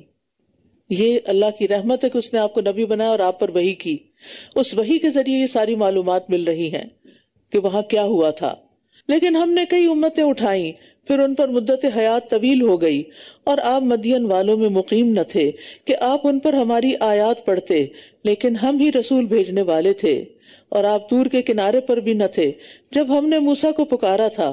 لیکن یہ تو آپ کے رب کی طرف سے ایک رحمت ہے تاکہ آپ ایسی قوم کو خبردار کریں کہ جن کے پاس آپ سے پہلے کوئی خبردار کرنے والا نہیں آیا، شاید کہ یہ نصیحت حاصل کریں۔ اور اگر یہ بات نہ ہو کہ انہیں ان کے کیے کی وجہ سے کوئی مصیبت پہنچے گی تو یہ کہیں گے اے ہمارے رب، تو نے ہماری طرف کوئی رسول کیوں نہ بھیجا تاکہ ہم تیری آیات کی پیروی کرتے اور ہم ایمان والوں میں سے ہو جاتے۔ اب موسیٰ علیہ السلام کا قصہ تو مکمل ہوا، اب یہاں پر نبی صلی اللہ علیہ وسلم کے مخاطبین سے خطاب ہے کہ ان کی سرکشی کافی حد تک بڑھ چکی تھی، اور اگر اللہ تعالیٰ نبی نہ بھیج کر بھی عذاب بھیج دیتا تو ظلم نہ ہوتا جتنے یہ سرکش ہو چکے تھے، کیونکہ ان پر ان کے ہاتھوں کی کمائی کی بدولت ہی مصیبت آتی۔ لیکن یہاں اللہ تعالیٰ نے اپنے احسان کا ذکر کیا کہ اس نے ان کے اندر ایک نبی بھیج دیا۔ فَلَمَّا جَاءَهُمُ الْحَقُّ مِنْ عِنْدِنَا، پھر جب ان کے پاس ہماری طرف سے حق آ گیا تو وہ کہنے لگے اس پیغمبر کو اسی کی مانند کیوں نہ دیا گیا جو موسیٰ دیے گئے تھے، کیا بھلا انہوں نے اس کا انکار نہیں کر دیا تھا جو اس سے پہلے موسیٰ کو دیا گیا تھا۔ انہوں نے کہا تھا یہ دونوں جادو ہیں جو ایک دوسرے کی مدد کرتے ہیں، اور کہنے لگے ہم تو ہر ایک کے انکاری ہیں۔ یعنی اگر موسیٰ علیہ السلام جیسی نشانیاں بھی دے دی جائیں آپ کو تو یہ مان نہیں لائیں گے، جیسے ان کے معجزات تھے، عصا، لاٹھی کا سانپ بن جانا اور ہاتھ کا چمکنا وغیرہ۔ اگر نبی صلی اللہ علیہ وسلم کو بھی یہ سب دیا جائے تو بھی یہ لوگ نہیں ایمان لائیں گے، کیونکہ ابو جہل اس امت کا فرعون تھا اور وہ سردار تھا اور سب لوگ اس کی پیروی کر رہے تھے، جیسے فرعون کی قوم فرعون کی پیروی کی جا رہی تھی، اور وہ متکبر تھا۔ یعنی مراد اس سے یہ ہے کہ زندہ معجزات دیکھ کر بھی فرعونی ایمان نہیں لائے تھے، تو کیا یہ لوگ ایمان لے آئیں گے؟ کہہ دیجئے اگر تم سچے ہو تو تم بھی اللہ کے پاس سے کوئی ایسی کتاب لے آؤ جو ان دونوں سے زیادہ ہدایت والی ہو، میں اس کی پیروی کر لوں گا۔ پھر اگر انہوں نے آپ کی بات قبول نہ کی تو جان لیجئے کہ بے شک یہ صرف اپنی خواہشات کی پیروی کر رہے ہیں، اور اس سے زیادہ گمراہ کون ہے جو اللہ کی طرف سے آئی ہوئی ہدایت کے بغیر اپنی خواہش کی پیروی کرے۔ بے شک اللہ ظالم قوم کو ہدایت نہیں دیتا۔ تو یاد رکھیے، بغیر علم کے صرف نفس کی بات ماننا یہ خواہش پرستی کہلاتا ہے۔ یعنی علم کے بغیر، علم نہیں ہے کہ صحیح کیا غلط کیا، صرف وہ کر لینا جو دل چاہتا۔ اور بہت سے لوگ اس پہ بڑا فخر کرتے ہیں، ہم تو اپنے دل کی سنتے ہیں، بس اپنے دل کی سنو، دل کیا کہتا ہے۔ تو علم کی روشنی میں اگر دل کی سن رہے ہیں تو ویل اینڈ گڈ، لیکن علم کے بغیر دل کی سن رہے ہیں تو ہو سکتا ہے کہ شیطان نے وہاں قبضہ کیا ہو اور وہ تمہیں بھٹکا دے۔ اور ہم نے ان کے لیے پے در پے اپنا کلام بھیجا تاکہ یہ نصیحت حاصل کریں، یعنی ایک رسول کے بعد دوسرا رسول، ایک کتاب کے بعد دوسری کتاب ہم بھیجتے رہے، اور اس طرح مسلسل لگاتار ہم اپنی بات لوگوں تک پہنچاتے رہے۔ تو اللہ سبحانہ تعالیٰ کا مقصد کیا تھا لوگوں تک پیغام پہنچانے کا؟ تاکہ لوگ برے انجام سے ڈر کر ان باتوں سے نصیحت پکڑ کر ایمان لے آئیں اور اپنے آپ کو عذاب سے محفوظ کر لیں۔ الذین آتیناہم الکتاب من قبلہ ہم بہ یؤمنون، وہ لوگ جنہیں ہم نے اس سے پہلے کتاب دی تھی وہ اس پر بھی ایمان رکھتے ہیں، یعنی جو اپنی کتاب کو مانتے ہیں ان میں سے کچھ اس کو بھی مانتے ہیں۔ وَإِذَا يُتْلَى عَلَيْهِمْ قَالُوا آمَنَّا بِهِ إِنَّهُ الْحَقُّ مِن رَّبِّنَا إِنَّا كُنَّا مِن قَبْلِهِ مُسْلِمِينَ، اور جب ان پر قرآن پڑھا جاتا ہے تو یہ کہتے ہیں ہم اس پر ایمان لے آئے ہیں، یقیناً یہ ہمارے رب کی طرف سے حق ہے، بے شک ہم اس سے پہلے ہی فرما بردار تھے۔ یعنی جب ان کے سامنے قرآن کی تلاوت ہوتی ہے تو وہ ایمان لے آتے ہیں، کس لیے؟ وہ سمجھ جاتے ہیں کہ یہ رب کی طرف سے آیا ہے اور بالکل حق ہے۔ انا کننا من قبلہ مسلمین، ہم تو اس سے پہلے ہی مسلمان تھے، یعنی اس کو سنتے ہی ہم پہچان گئے۔ یاد رکھیے پہلی امتوں کا دین بھی اسلام ہی تھا، اور تورات اور انجیل کی بنیادی تعلیم بھی وہی تھی جو قرآن کی ہے۔ تو ان لوگوں نے کیا دیکھا کہ یہ تو وہی ہے جس پر ہم ایمان لائے ہیں، کیونکہ ہمارے پاس جو کتابیں ہیں ان میں بھی یہی باتیں لکھی ہوئی ہیں۔ ملت ابیکم ابراہیم ھو سماکم المسلمین من قبل وفی ھذا، اللہ نے تمہارا نام مسلمان رکھا ہے اس سے پہلے بھی اور اس کتاب میں بھی۔ اور یہ کہنا کہ مسلمین صرف امت محمد کا نام ہے تو یہ درست نہیں، یعنی مسلمان صرف ہم ہی نہیں، اور کون ہے مسلمان؟ جو بھی اپنے پیغمبر پر ایمان لائے اور اس کی باتیں مانتے رہے۔ اولئک یؤتون اجرہم مرتین بما صبروا ویدرؤون بالحسنۃ السیئۃ ومما رزقناہم ینفقون، یہی لوگ ہیں جو اپنا اجر 2 بار دیے جائیں گے اس صبر کے بدلے جو انہوں نے کیا، اور یہ برائی کو بھلائی کے ساتھ دور کرتے ہیں، اور جو رزق ہم نے انہیں دیا ہے اس میں سے یہ خرچ کرتے ہیں۔ اس سے کیا پتہ چلتا ہے کہ اہل کتاب میں سے جو لوگ نبی صلی اللہ علیہ وسلم پر ایمان لائیں ان کے لیے دوہرا اجر ہے۔ اولئک یؤتون اجرہم مرتین۔ اور دوسری بات یہ پتہ چلتی ہے کہ برائی کرنے والے کا جواب اچھے طریقے سے دینا چاہیے، اور یہ لوگ ایسے ہی ہیں، یہ سچے ایمان والے ہیں کہ ان کے ساتھ کوئی برا کرے تو جواباً برائی نہیں کرتے بلکہ اچھے طریقے سے اس معاملے کو رفع دفع کرتے ہیں۔ اور یہ بھی معنی ہے کہ اگر ان سے کوئی برائی ہو جائے تو اس کے بعد نیک عمل کر لیتے ہیں تاکہ پچھلی برائی کے اثرات ختم ہو جائیں۔ وَإِذَا سَمِعُوا اللَّغْوَ أَعْرَضُوا عَنْهُ وَقَالُوا لَنَا أَعْمَالُنَا وَلَكُمْ أَعْمَالُكُمْ سَلَامٌ عَلَيْكُمْ لَا نَبْتَغِي الْجَاهِلِينَ، اور جب وہ کوئی بےہودہ بات سنتے ہیں تو اس سے اعراض کرتے ہیں اور کہتے ہیں ہمارے لیے ہمارے اعمال اور تمہارے لیے تمہارے اعمال، تم پر سلام ہو، ہم جاہلوں سے الجھنا نہیں چاہتے۔ یعنی نامناسب باتوں اور بے وقوفی کی حرکتوں پر ہم جواب نہیں دیتے، کوئی ایسی حرکت نہیں کرتے کہ جو ہمارے عمل کے لیے اور تمہارے لیے مشکل کا باعث بن جائے۔ پھر اس سے یہ بات بھی پتہ چلتی ہے کہ سلام علیکم لا نبتغی الجاہلین، کہ جو جاہل شخص بات کو سمجھنے کی کوشش نہ کرے اس شخص سے کنارہ کیا جائے، یعنی اس کے ساتھ بہت گھلا ملا نہ جائے۔ تو یہاں لا نبتغی الجاہلین کا مطلب کیا ہے کہ ہم جاہلوں کو چاہتے ہی نہیں، نہ دوستی کے لیے نہ جھگڑے کے لیے، دوستی بھی نہ کرو اور جھگڑا بھی نہ کرو۔ سلام علیکم لا نبتغی الجاہلین۔ انک لا تہدی من احببت ولکن اللہ یہدی من یشاء وہو عالم بالمہتدین. بے شک آپ ہدایت نہیں دے سکتے جس کو آپ چاہتے ہیں، بلکہ اللہ ہدایت دیتا ہے جسے وہ چاہتا ہے، اور وہ ہدایت پانے والوں کو بھی خوب جانتا ہے. یعنی آپ اپنے قریبی رشتہ داروں کے ایمان لانے کی خواہش رکھتے تھے، لیکن آپ کو بتا دیا گیا کہ جن سے آپ کو محبت ہے ضروری نہیں کہ وہ آپ کے راستے پر آ جائیں.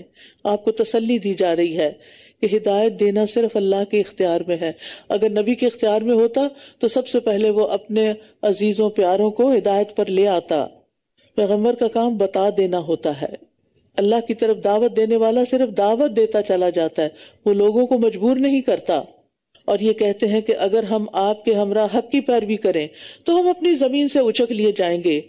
کیا ہم نے ان کو امن والے حرم میں جگہ نہیں دی جس کی طرف ہر طرح کے پھل کھینچے چلے آتے ہیں ہماری طرف سے بطور رزق، لیکن ان کے اکثر کچھ علم نہیں رکھتے. تو اس میں آپ دیکھیے کہ اگرچہ یہ بہت ظلم کر رہے تھے، طرح طرح کی خرابیاں تھیں ان کے اندر، لیکن اس کے باوجود انہیں امن و امان بھی میسر تھا اور ہر طرح کی نعمتیں بھی میسر تھیں. تو اس کا یہ مطلب نہیں کہ اللہ تعالیٰ ان کی برائیوں اور ظلم کو اپروو کر رہا تھا.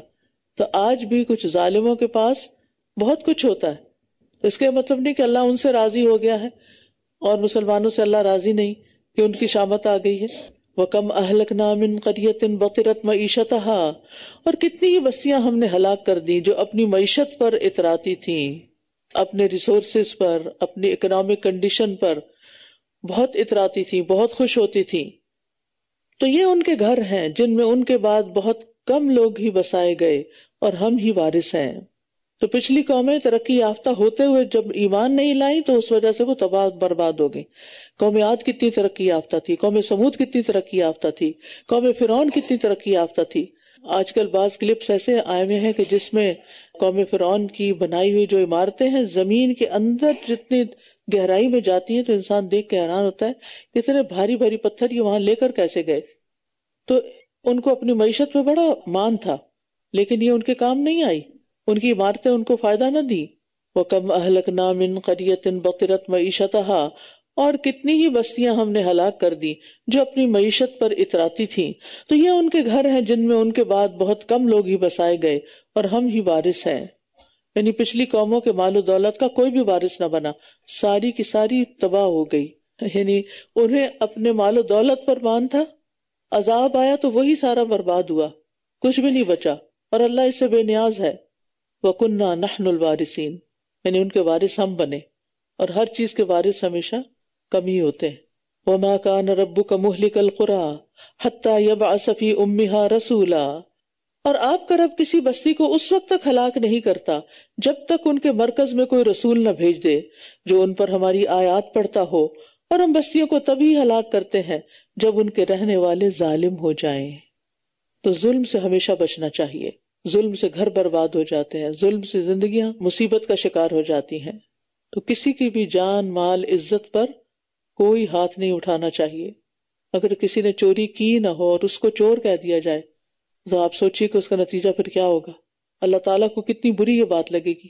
اور یہاں پر آپ دیکھیے کہ اللہ سبحانہ تعالیٰ بستیوں کے بارے میں فرما رہے ہیں، اور آپ کا رب کسی بستی کو اس وقت تک ہلاک نہیں کرتا جب تک ان کے مرکز میں کوئی رسول نہ بھیج دے. یعنی کوئی بتانے والا، سمجھانے والا جو ان پر ہماری آیات پڑھتا ہو. تو اس سے کیا پتہ چلتا ہے کہ سمجھانے کے لیے کیا استعمال کرو؟ قرآن کی آیات سناؤ. اور ہم بستیوں کو تبھی ہلاک کرتے ہیں جب ان کے رہنے والے ظالم ہو جائیں. یعنی یہاں اللہ تعالیٰ نے نافرمان بستیوں کو ہلاک کرنے کا اصول بتا دیا ہے کہ اللہ تعالیٰ تاخیر کیوں کرتا ہے اور پھر کس کو برباد کرتا ہے؟ جو اپنے ظلم اور سرکشی کی انتہا کو پہنچ جائیں. وَمَا أُوتِيتُم مِّن شَيْءٍ فَمَتَاعُ الْحَيَاةِ الدُّنْيَا وَزِينَتُهَا وَمَا عِندَ اللَّهِ خَيْرٌ وَأَبْقَىٰ أَفَلَا تَعْقِلُونَ، اور جو کچھ بھی تم دیے گئے ہو وہ تو دنیا کی زندگی کا سامان ہے اور اس کی رونق ہے، اور جو کچھ اللہ کے پاس ہے وہ بہت بہتر اور زیادہ باقی رہنے والا ہے. کیا پھر تم عقل سے کام نہیں لیتے؟ یعنی کفار مکہ جو تھے وہ اپنی دنیا کے نقصان کے خطرے کی وجہ سے ایمان نہیں لاتے تھے کہ اگر ہم آپ پر ایمان لے آئیں گے تو ہم تو عرب سے کٹ جائیں گے اور ہماری تجارت ختم ہو جائے گی اور ہماری اکانومی ڈاؤن ہو جائے گی. تو یہاں پر اللہ تعالیٰ نے بتا دیا جو بھی کوئی چیز تم دیے گئے ہو تو وہ دنیا کی زندگی کا سامان ہے، آگے نہیں لے کے جاؤ گے. تمہیں ایمان کے ساتھ اپنی آخرت کی تیاری بھی کرنی ہے، اور تمہارے پاس دنیا میں جتنا کچھ بھی ہے وہ بالآخر ختم ہو جائے گا یا تم ختم ہو جاؤ گے، لیکن آخرت کا سامان ہمیشہ باقی رہنے والا ہے، پرانا بھی نہیں ہوگا. تو عقل مند شخص جو ہے وہ بہتر چیز کو اور باقی رہنے والی چیز کو فانی چیز پر ترجیح دیتا ہے، کیونکہ دنیا کا سامان آخرت کے مقابلے میں کوئی حیثیت نہیں رکھتا. وہ بات آپ کو یاد رہی کہ جو میں نے کہی تھی کہ ہر چیز کو اس نظر سے دیکھیں کہ یہ اللہ کی ہے، میری نہیں ہے، اور پھر اس کے بعد اپنی کیفیت کو دیکھیں، پھر آپ کے لیے دینا بھی آسان ہو جائے گا. کیا وہ شخص جس سے ہم نے اچھا وعدہ کیا پھر وہ اس کو پا لینے والا ہے، اس شخص کی طرح ہو سکتا ہے جسے ہم نے دنیا کی زندگی کا کچھ سامان دیا پھر وہ قیامت کے دن حاضر کیے جانے والوں میں سے ہوگا؟ یعنی مومن اور کافر کی زندگی برابر نہیں ہو سکتی. یہاں دو زندگیوں کا موازنہ کیا گیا ہے اور سوال کی صورت میں سوچنے کی دعوت دی گئی ہے کہ کیا یہ برابر ہو سکتے ہیں؟ دونوں برابر نہیں ہو سکتے. تو تم دنیا کے فائدے کے لیے رسول کی پیروی کیوں چھوڑ رہے ہو؟ یعنی ایک سے اللہ نے وعدن حسنہ کیا ہے، جنت کا وعدہ، اور دوسرے سے اللہ نے دنیا کی زندگی میں فائدہ پہنچانے کا وعدہ کیا ہے. تو خسارے میں کون ہے اور کامیاب کون ہے؟ خسارے میں وہ ہے جس کے پاس صرف متاع حیات دنیا ہے، اور کامیاب وہ ہے جس کے پاس رزقاً حسنہ ہے، جنت کا رزق ہے. وَيَوْمَ يُنَادِيهِمْ فَيَقُولُ أَيْنَ شُرَكَائِيَ الَّذِينَ كُنْتُمْ تَزْعُمُونَ، اور جس دن وہ انہیں پکارے گا پھر فرمائے گا کہاں ہیں وہ جنہیں تم میرے شریک گمان کرتے تھے؟ وہ لوگ جن پر عذاب کی بات ثابت ہو گئی وہ کہیں گے اے ہمارے رب، یہی وہ لوگ ہیں جنہیں ہم نے گمراہ کیا تھا، ہم نے انہیں اسی طرح گمراہ کیا جیسے ہم گمراہ ہوئے تھے. ہم تیرے سامنے ان سے اظہار برات کرتے ہیں، یہ ہماری عبادت تو نہیں کیا کرتے تھے. یعنی قیامت کے دن شرکاء اپنے شریکوں کے خلاف گواہی دیں گے کہ انہوں نے اپنی مرضی سے ہماری پیروی کی، ہم نے انہیں نہیں مجبور کیا تھا. یعنی اپنے آپ کو ان کی گمراہی کی ذمہ داری سے بری قرار دے دیں گے. وَقِيلَ ادْعُوا شُرَكَاءَكُمْ فَدَعُوهُمْ فَلَمْ يَسْتَجِيبُوا لَهُمْ، اور کہا جائے گا کہ اپنے شریکوں کو پکارو، تو وہ انہیں پکاریں گے مگر وہ انہیں جواب تک نہ دیں گے، اور یہ عذاب کو دیکھ لیں گے تو آرزو کریں گے کاش کہ یہ ہدایت پا جاتے، لیکن اس وقت تو پھر وقت گزر چکا ہوتا ہے. وَيَوْمَ يُنَادِيهِمْ فَيَقُولُ مَاذَا أَجَبْتُمُ الْمُرْسَلِينَ، اور جس دن وہ انہیں پکارے گا پھر پوچھے گا کہ تم نے رسولوں کو کیا جواب دیا تھا. یعنی نبوت کے بارے میں سوال ہوگا، اور یہ بھی کہا جاتا ہے کہ یہ قبر میں سوال ہوگا. پہلا سوال جو تھا وہ توحید سے متعلق تھا. تو قبر میں ہر انسان سے 3 باتیں پوچھی جائیں گی، رب کے بارے میں، نبی کے بارے میں اور دین کے بارے میں، ما دینوں کا، یا دوسری روایت میں نبی صلی اللہ علیہ وسلم کے بارے میں. تو اس دن تمام خبریں ان پر مخفی ہو جائیں گی، چنانچہ وہ ایک دوسرے سے سوال تک نہ کر سکیں گے. کوئی کسی کو کنسلٹ نہیں کر سکے گا، کسی سے مدد نہیں لے سکے گا، کسی کو اپنے دل کا حال نہیں سنا سکے گا، کسی کو سمجھ بھی نہیں آئے گی. اگر کوئی پوچھے بھی تو کسی کو سمجھ ہی نہیں آئے گی کہ جواب کیا دیں. اور یہ وجہ بھی ہو سکتی ہے کہ دہشت اتنی ہوگی کہ کوئی دم نہیں مارے گا، اور کافر جو ہیں وہ منکر نکیر کے سوالوں کے جواب میں بھی کہیں گے ہاں لا ادری، مجھے نہیں پتا، میں نہیں جانتا یہ سب کچھ کیا ہے. اس آیت سے یہ بات بھی پتہ چلتی ہے کہ قیامت کے دن کفار پر کچھ آسان مرحلے بھی آئیں گے جس میں وہ بات چیت کی کوشش کریں گے لیکن کر نہیں پائیں گے. وَأَقْبَلَ بَعْضُهُمْ عَلَى بَعْضٍ يَتَسَاءَلُونَ بھی آتا ہے. وَأَمَّا مَنْ تَابَ وَآمَنَ وَعَمِلَ صَالِحًا فَعَسَىٰ أَن يَكُونَ مِنَ الْمُفْلِحِينَ، تو رہا وہ شخص جس نے توبہ کر لی اور ایمان لے آیا اور نیک عمل کیے تو امید ہے کہ وہ فلاح پانے والوں میں سے ہوگا. یعنی توبہ کر کے نیک عمل کرنے والے ہی فلاح پانے والے ہیں. وَرَبُّكَ يَخْلُقُ مَا يَشَاءُ وَيَخْتَارُ، اور آپ کا رب جو چاہتا ہے پیدا کرتا ہے اور منتخب کر لیتا ہے، ان کے لیے کوئی اختیار نہیں ہے. اللہ پاک اور بلند تر ہے اس سے جسے وہ شریک ٹھہراتے ہیں. تو بندوں کے پاس کوئی اختیار نہیں کہ وہ لوگوں کو اللہ تعالیٰ کی صفات کا اختیار دے دیں. تو مشرکین کے پاس یہ اختیار کہاں سے آ گیا کہ وہ رب تعالیٰ کے بندوں کو ہی رب تعالیٰ کے اختیارات کا مالک بنوا دیں. وَرَبُّكَ يَعْلَمُ مَا تُكِنُّ صُدُورُهُمْ وَمَا يُعْلِنُونَ، اور آپ کا رب سب جانتا ہے جو کچھ ان کے سینے چھپاتے ہیں اور جو کچھ وہ ظاہر کرتے ہیں. یعنی کھلے چھپے ہر طرح کے معاملات اللہ کے علم میں ہیں. وَهُوَ اللَّهُ لَا إِلَٰهَ إِلَّا هُوَ لَهُ الْحَمْدُ فِي الْأُولَىٰ وَالْآخِرَةِ وَلَهُ الْحُكْمُ وَإِلَيْهِ تُرْجَعُونَ، اور وہ اللہ ہی ہے جس کے سوا کوئی معبود نہیں، دنیا اور آخرت میں تمام تعریفیں اسی کے لیے ہیں اور اسی کا حکم چلتا ہے اور اسی کی طرف تم لوٹائے جاؤ گے۔ کہہ دیجئے کیا غور کیا تم نے، اگر اللہ تم پر قیامت کے دن تک دائمی رات طاری کر دے تو اللہ کے سوا کون معبود ہے جو تمہارے پاس کوئی روشنی لے آئے؟ کیا پھر تم سنتے نہیں ہو؟ یعنی اگر کسی دن آپ صبح اٹھے اور دن ہی نہ چڑھا ہو، رات ہی رات چلتی چلی جا رہی ہو، تو طبیعت میں کیسی گھبراہٹ پیدا ہو جائے گی کہ یہ ہو کیا گیا ہے۔ کہہ دیجئے کیا غور کیا تم نے، اگر اللہ تم پر قیامت کے دن تک دائمی دن طاری کر دے تو اللہ کے سوا کون ہے جو تم پر رات کو لے آئے کہ تم اس میں سکون پا سکو؟ کیا پھر تم دیکھتے نہیں ہو؟ یہاں اللہ تعالیٰ پھر کچھ کائنات کی نشانیاں دکھا کر ہم سے کچھ کہنا چاہتے ہیں اور منوانا چاہتے ہیں۔ دن رات کا ایکسپیرینس ہمیں ہر روز ہوتا ہے نا، تو یہ ایسی چیز ہے کہ جو کسی سے بھی چھپی ہوئی نہیں، ہر کوئی مشاہدہ کر سکتا ہے، اور اس مشاہدے پہ اگر غور کرے تو اللہ کو پا سکتا ہے۔ وَمِن رَحْمَتِهِ جَعَلَ لَكُمُ اللَّيْلَ وَالنَّهَارَ لِتَسْكُنُوا فِيهِ، اور اسی کی رحمت میں سے ہے کہ اس نے تمہارے لیے رات اور دن کو بنایا کہ تم اس میں سکون پاؤ، اور تاکہ تم اس میں اس کا فضل تلاش کرو، اور تاکہ تم شکر ادا کرو۔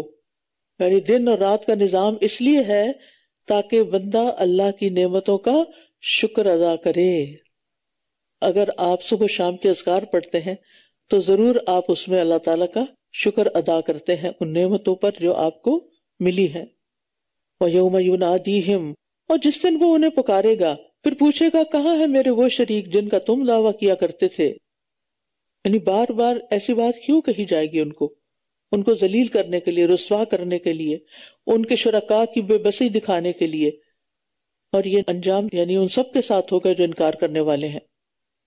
وَنَزَعْنَا مِن كُلِّ أُمَّةٍ شَهِيدًا، اور ہم ہر امت میں سے ایک گواہ نکال لائیں گے، پھر ہم کہیں گے اپنی دلیل پیش کرو، تو یہ جان لیں گے کہ بے شک حق اللہ ہی کے لیے ہے، اور ان سے وہ سب گم ہو جائیں گے جو یہ گھڑا کرتے تھے۔ یعنی ابھی دنیا میں اگر نہیں پتہ چل رہا تو قیامت کے دن ہر مشرک کو پتہ چل جائے گا کہ عبادت کے لائق صرف ایک اللہ ہی ہے، کیونکہ دوسرے شریک تو نہ وہاں ہوں گے اور نہ کوئی کام آئیں گے۔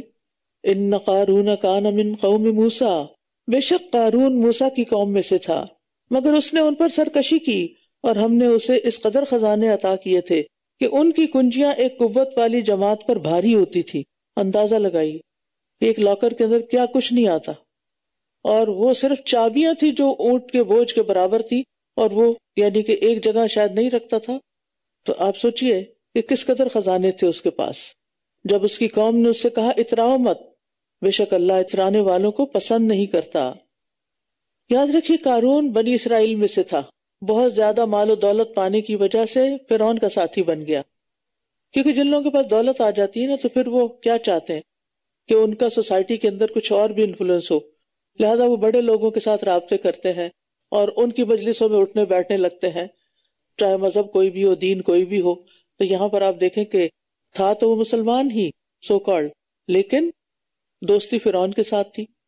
اور بعض مفسرین کہتے ہیں کہ یہ تورات کا حافظ تھا اور بہت خوبصورت آواز سے پڑھتا تھا، مگر اندر سے منافق تھا، لیکن اللہ جانتا ہے کیونکہ تورات تو بعد میں نازل ہوئی ہے، ہو سکتا ہے کہ جتنا کچھ نازل ہوا تھا اس کی طرف اشارہ ہو۔ قارون کا قصور کیا تھا؟ اس کے اندر سرکشی آ گئی تھی، فبغى علیہم۔ تو ظالم لوگ جو ہوتے ہیں نا، ان کو مال مل جائے تو یہ ان کے لیے آزمائش بن جاتا ہے۔ تو قارون کو اللہ تعالیٰ نے بہت سارا خزانہ دیا تھا۔ اس سے سبق یہ ملتا ہے کہ نعمتیں ملنے پر انسان کو اترانا نہیں چاہیے۔ وَابْتَغِ فِي مَا آتَاكَ اللَّهُ الدَّارَ الْآخِرَةَ، اور جو کچھ اللہ نے تمہیں دے رکھا ہے اس سے آخرت کا گھر حاصل کرو، اور دنیا سے بھی اپنا حصہ مت بھولو، اور احسان کرو جیسے اللہ نے تم پر احسان کیا ہے، اور زمین میں فساد کی خواہش نہ کرو، بے شک اللہ فساد کرنے والوں کو پسند نہیں کرتا۔ تو اس سے کیا پتہ چلتا ہے کہ اللہ نے انسان کو جو کچھ دے رکھا ہے، مال ہے یا اولاد ہے یا اور دیگر نعمتیں ہیں، ان سب سے انسان تبھی فائدہ اٹھا سکتا ہے جب ان کا حق بھی دیتا ہے۔ وَأَحْسِن كَمَا أَحْسَنَ اللَّهُ إِلَيْكَ، یہ احسن اللہ الیک کیا ہے؟ وہ اموال جن پر صدقات واجب ہو جاتے ہیں، اور خاص طور پر اسے فساد سے روکا۔ اصل میں انسان کے پاس کتنا بھی مال ہو تو مال جو ہے بیسیکلی انسان کے لیے ایک امتحان ہو جاتا ہے، اس سے حساب بھی ہوگا کہ وہ کس کام میں استعمال کر رہا ہے اس کو۔ لیکن اگر دیکھا جائے تو ڈھیروں مال کا بھی انسان کے اپنی ذات پر کتنا حصہ بن جاتا ہے، بہت تھوڑا۔ اسی لیے آپ دیکھیں کہ بہت سے جو لوگ بہت امیر ہوتے ہیں بعض اوقات وہ مال کو خرچ نہیں کرتے، بس جمع رہتا ہے اور وہ پھر ملٹی پلائی ہوتا رہتا ہے، لیکن انہیں زندگی گزارنے کے معمولی طریقے بھی پتہ نہیں ہوتے. تو آدمی کا دنیا میں صرف اتنا ہی حصہ ہے جو وہ استعمال کر لیتا ہے کھا کے یا پہن کے. قال انما اوتیتہ علی علم عندی، کہنے لگا میں تو یہ مال اس علم کی بنا پر دیا گیا ہوں جو میرے پاس ہے. کیا اسے معلوم نہ تھا کہ اللہ نے اس سے پہلے کتنی ہی قوموں کو ہلاک کر دیا تھا جو قوت میں اس سے زیادہ شدید اور جمعیت میں اس سے بڑھ کر تھی، اور مجرموں سے ان کے گناہوں کے بارے میں نہیں پوچھا جائے گا. اب یہاں قارون کیا کر رہا ہے؟ قارون مال و دولت کو اپنی قسمت کا حصہ بتا رہا ہے، اپنی طرف منسوب کر رہا ہے. اصل میں انسان کسی بھی طریقے سے جو مال کماتا ہے وہ علم اور ہنر اس کو کس نے سکھایا ہوتا ہے؟ اللہ نے ہی دیا ہوتا ہے. اور انسان کا اگر ایمان ہو تو انسان کے لیے دنیا کا مال نقصان نہیں دیتا، اور اگر ایمان نہ ہو تو علم و ہنر اور مال و دولت ہلاک ہونے سے بچا نہیں سکتا. پھر وہ اپنی پوری زینت میں اپنی قوم کے سامنے نکلا. جو لوگ دنیا کی زندگی کے طالب تھے کہنے لگے اے کاش ہمارے لیے بھی اسی کی مانند ہوتا جو قارون کو دیا گیا، یقیناً یہ بہت بڑے نصیب والا ہے. قارون تکبر کرتے ہوئے اپنے مال و دولت کی نمائش کرتا تھا. آج آپ دیکھیں کہ مسلمانوں کے اندر بھی جو نمائش کا کیڑا بھر گیا ہے کہ ہر چیز کا دکھاوا اور اس کے لیے مختلف طریقے اختیار کیے جاتے ہیں، یہ اللہ تعالیٰ کو پسند نہیں. کیونکہ اللہ سبحانہ وتعالیٰ چاہتا ہے ہم سے کہ ہم نعمتوں کا شکر ادا کریں، اور جو نعمت ہمیں ملی ہے اس میں ہم دوسروں کو شریک کریں، نہ کہ ہم دکھا کے ان کو جلائیں اور ان کو احساس کمتری میں مبتلا کریں. فرعون بھی اپنی دولت کے ساتھ اور اپنے سارے تعمیرات کے ساتھ موسیٰ علیہ السلام اور ان کے ساتھیوں کو مروب کرنا چاہتا تھا، اور اسی طرح قارون بھی. تو دنیا جانے والوں نے قارون جیسے خزانے کی حسرت کی کہ ہمیں بھی یہ سب کچھ مل جائے، لیکن جو ایمان والے تھے، علم والے تھے، انہوں نے کیا کیا؟ اور جن لوگوں کو علم دیا گیا تھا وہ کہنے لگے افسوس ہے تم پر، اللہ کا ثواب بہتر ہے اس کے لیے جو ایمان لائے اور نیک عمل کرے، اور یہ انہی کو نصیب ہوتا ہے جو صبر کرنے والے ہیں. یعنی ایمان کے بدلے میں جو ثواب ملے گا اور جو اللہ تعالیٰ کی رضا حاصل ہوگی وہ اس مال سے بہت بہتر ہے. اب دیکھیے اگر ہمارے پاس دو آپشنز ہوں، ایک یہ ہے کہ دنیا کی کوئی چیز ملنے والی ہے اور ہم اپنا پورا وقت اس پہ لگا دیں، اور ایک یہ کہ ہمیں آخرت ملنے والی ہے اور ہم اپنے وقت کا کچھ حصہ اس پہ لگا دیں، تو عقل مند کیا چوز کرے گا؟ دنیا میں سے اتنا کافی ہے جس سے ضروریات پوری ہو، اور باقی جہاں ہمیشہ رہنا ہے اس کے لیے بھی کچھ کرے، کیونکہ اس کے لیے بھی یہی کمائی کرنی ہوگی. ہم دنیا کے فیوچر کے لیے سیو کرتے رہتے ہیں لیکن اپنی آخرت کے لیے کچھ بچا کے نہیں رکھتے. لیکن یہ سب کس کو حاصل ہوتا ہے؟ وَلَا يُلَقَّاهَا إِلَّا الصَّابِرُونَ، یہ صبر کرنے والوں کو ہی ملتا ہے. یعنی حلال طریقے سے رزق کمانے پر صبر کرنے والوں کو اللہ کی طرف سے اجر بھی ملتا ہے اور پھر رزق بھی مل جاتا ہے. اور یہ بھی یاد رکھیے کہ دنیا کی تکالیف پر صبر کرنے پر اللہ تعالیٰ بہت زیادہ ثواب دیتا ہے. اگر کوئی انسان ان تکلیفوں پر کوئی شکوہ شکایت نہ کرے. شکوہ ہوتا ہے سامنے والے سے اور شکایت ہوتی ہے دوسرے کو. ہم کہتے ہیں ہم بڑا صبر کرتے ہیں، لیکن جس سے تکلیف پہنچے اسے شکوہ بھی کر دیتے ہیں اور دوسروں کے سامنے جا کے اس کی شکایت بھی کرتے ہیں. یعنی یہ ہو نہیں سکتا کہ کسی سے آپ کو تکلیف پہنچے اور پھر آپ اس کا ذکر کسی سے نہ کریں اور پی جائیں. یہ ہے صبر. امیجن کریں کسی نے بہت دل دکھایا آپ کا اور آپ نے صبر کا گھونٹ پی لیا، پھر آپ کو اپنا کوئی ہمدرد نظر آیا، آپ کا کیا دل چاہا کہ میں اس کے سامنے ساری کہانی بیان کر دوں، لیکن آپ کیا کرتے ہیں؟ تو فائدہ کچھ نہیں ہے. یہ جو اپنے اندر ہی رکھ جاتے ہیں نا، نہیں کرتے، یہی صبر ہے. اور اگر اس سے شکایت کر، اس سے شکایت کر، اس سے شکایت کر، ہاں مشورہ آپ لے سکتے ہیں کسی سے بھی، لیکن شکایتیں نہیں. مشورہ لینے میں یہ کہ یہ سچویشن ہے، اس میں یہ مشکل ہے، اس میں کیا کرنا چاہیے. اور شکایت یہ ہے کہ انسان اس شخص کو ٹارگٹ کر لے جس سے اس کو تکلیف پہنچی. یہ تو ہے ہی ایسا، اور یہ تو بار بار ایسے کہتا ہے، اور یہ تو ہر وقت مجھے ستاتا ہے، اور کیا ان شکایتوں سے مسائل حل ہو گئے؟ دعا کرنے کا ہمارے پاس وقت نہیں ہے، صدقہ خیرات کرنے کا ہمارے پاس وقت نہیں ہے، اللہ کے آگے گڑ گڑانے کا وقت نہیں ہے، لوگوں کی خدمت کا وقت نہیں ہے، اور شکوے شکایتوں میں گھنٹوں ضائع کر دیتے ہیں، چاہے بول کے کریں یا لکھ کے کریں. تو ہوا کیا پھر؟ تو ہم نے اسے اور اس کے گھر کو زمین میں دھنسا دیا. پھر نہ اس کے لیے کوئی ایسی جماعت تھی جو اللہ کے مقابلے میں اس کی مدد کرتی، اور نہ ہی وہ خود اپنا دفاع کرنے والوں میں سے تھا. تو اللہ تعالیٰ نے قارون کو اس کے خزانے سمیت زمین میں دھنسا دیا. وہ ساری کنجیاں اور مال و دولت ہر چیز سمیت اندر چلا گیا، زمین میں دھنس گیا۔ حدیث میں آتا ہے ایک آدمی اپنی چادر تکبر سے گھسیٹتا جا رہا تھا تو اسی حالت میں اسے زمین میں دھسا دیا گیا، اور وہ قیامت کے دن تک زمین میں دھستا چلا جا رہا ہے۔ اور جو لوگ کل اس کے مقام کی تمنا کر رہے تھے کاش ہمیں بھی یہ ملتا جو قارون کو ملا ہے، کہنے لگے افسوس، اب پتہ چلا کہ اللہ اپنے بندوں میں سے جس پر چاہتا ہے رزق کشادہ کر دیتا ہے اور تنگ بھی کر دیتا ہے۔ اگر اللہ ہم پر احسان نہ کرتا تو ہمیں بھی زمین میں دھسا دیتا، افسوس کہ کافر کبھی فلاح نہیں پاتے۔ یاد رکھیے رزق کا زیادہ یا کم ہونا اللہ کی مشیت پر موقوف ہے۔ اللہ کو پتہ ہے کس کو زیادہ دینا ہے اور کس کو کم، اور کس کو کب تک کم دینا اور پھر زیادہ کر دینا ہے، اس کے لیے اسباب پیدا کر دینے ہیں۔ اور یہ بات تو اپنے دل میں بٹھا لیجئے کہ مال و دولت کی کمی یا زیادتی اللہ کی ناراضگی یا رضامندی کی دلیل نہیں ہے، کیونکہ ہم نے مال و دولت کی کثرت سے اللہ کی رضا کو مربوط کر لیا ہے۔ اللہ کے راضی ہونے کی علامت صرف ایمان اور عمل صالح میں آگے نکلنے کی دولت ہے۔ حدیث میں آتا ہے اللہ تعالیٰ نے تمہارے درمیان تمہارے اخلاق اسی طرح تقسیم کیے ہیں جس طرح اس نے تمہارے رزق تقسیم کیے ہیں، اور اللہ مال اسے بھی دیتا ہے جس سے محبت کرتا ہے اور اسے بھی جس سے محبت نہیں کرتا اس کو بھی مال دیتا ہے، مگر ایمان اس کے سوا کسی کو نہیں دیتا جس سے وہ محبت کرتا۔ تو اگر ایمان میں اضافہ ہوتا چلا جائے تو سمجھے کہ یہ اللہ کی محبت کی علامت ہے۔ تو الحمدللہ قارون کا انجام دیکھ کر لوگوں نے اللہ کا شکر ادا کیا، اللہ نے ان کو رجوع کی توفیق بخشی۔ اور یہ بھی کم ہی لوگ ہوتے ہیں کہ جو کسی چیز کو دیکھ کر سبق سیکھے، کسی اور کے انجام سے عبرت لیں۔ تلک الدار الآخرۃ نجعلها للذین لا یریدون علوا فی الارض ولا فسادا والعاقبۃ للمتقین۔ آخرت کا یہ گھر ہم انہی لوگوں کے لیے بنا دیں گے جو زمین میں بلندی اور فساد نہیں چاہتے، اور اچھا انجام تو متقی لوگوں کے لیے ہی ہے۔ علو کا مطلب ہوتا ہے اونچا ہونا، اپنے آپ کو دوسروں سے بڑا سمجھنا، اچھا سمجھنا، اور فساد سے مراد اللہ اور اس کے رسول کی نافرمانی ہے، خواہ کوئی بھی ہو، کیونکہ اسی سے زمین میں خرابی پیدا ہوتی ہے، اور سب سے بڑا فساد تو اللہ کے ساتھ کسی کو شریک ٹھہرانا ہے۔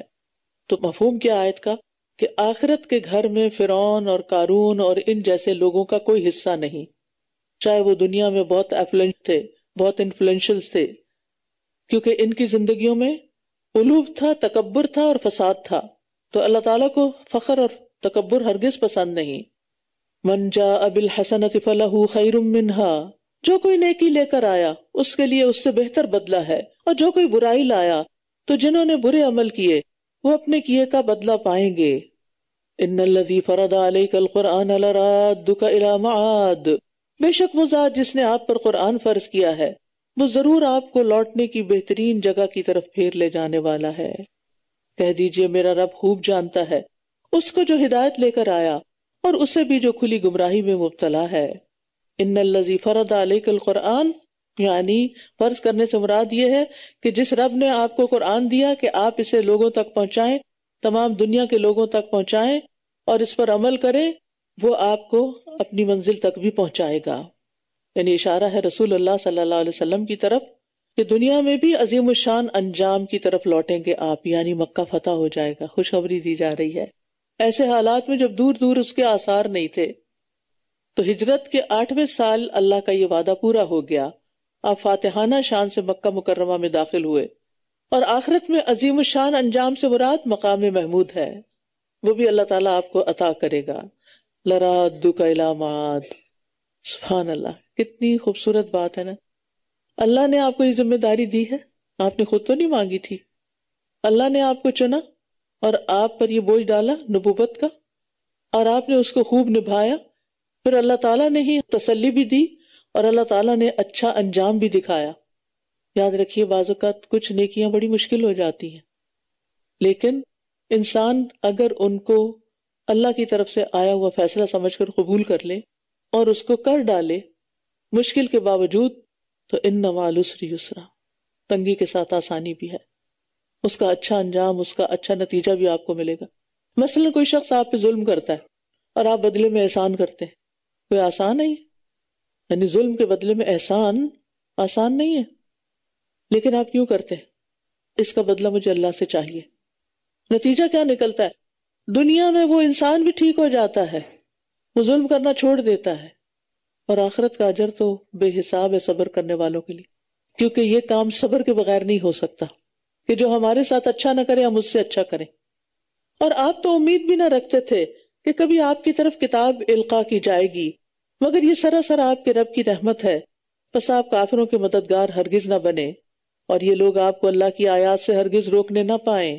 اس کے بعد کہ وہ آپ کی طرف نازل کی گئیں اور آپ اپنے رب کی طرف دعوت دیتے رہیں اور ہرگز شرک کرنے والوں میں سے نہ ہوں، اور اللہ کے ساتھ کوئی دوسرا معبود نہ پکاریں، اس کے سوا کوئی معبود نہیں، اس کے چہرے کے سوا ہر چیز ہلاک ہونے والی ہے، حکومت اسی کی ہے اور اسی کی طرف تم پلٹائے جاؤ گے۔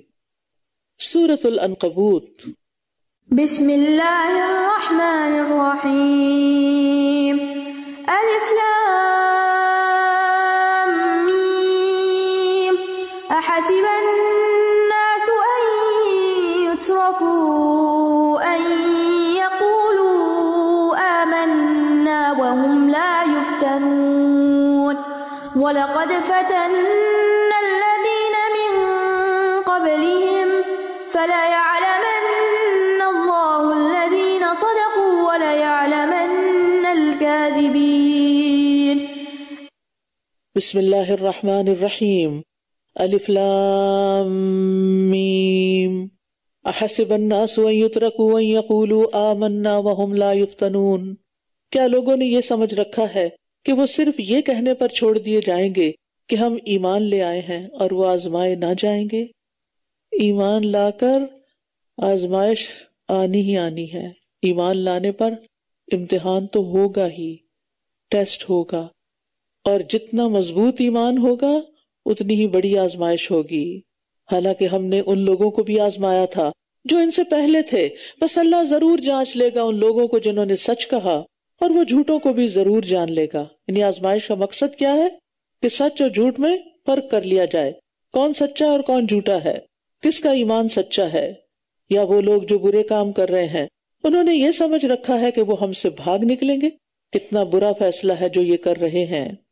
یعنی مومنوں کی آزمائش دیکھ کر کافر اگر یہ گمان کر لیں کہ وہ بچ جائیں گے تو یہ سراسر دھوکے کی بات ہے۔ مومن کی آزمائش تو دراصل اس کے درجات کی بلندی کا ذریعہ ہے۔ جو کوئی اللہ سے ملاقات کی امید رکھتا ہو تو وہ جان لے کہ بے شک اللہ کا مقرر کردہ وقت ضرور آنے والا ہے، اور وہ خوب سننے والا، خوب جاننے والا ہے۔ تو اللہ سے ملاقات کی امید رکھنے والوں کے لیے خوشخبری ہے کہ چند دن آزمائش پر صبر کر لے، ایک دن تو اپنے رب کے سامنے جا کھڑے ہونا ہے، اور جب تک اللہ نے مہلت دی ہے اس میں رب کو راضی کرنے والے کام کر لیے جائیں۔ وَمَن جَاهَدَ فَإِنَّمَا يُجَاهِدُ لِنَفْسِهِ إِنَّ اللَّهَ لَغَنِيٌّ عَنِ الْعَالَمِينَ۔ اور جو کوئی مجاہدہ کرتا ہے تو بے شک وہ اپنے ہی لیے کرتا ہے، بے شک اللہ تمام جہان والوں سے بے نیاز ہے۔ مومن کو اللہ تعالیٰ کے احکامات پر عمل کرنے کے لیے بہت سی چیزوں کے مقابلے میں سخت محنت کرنی پڑتی ہے، جدوجہد کرنی پڑتی۔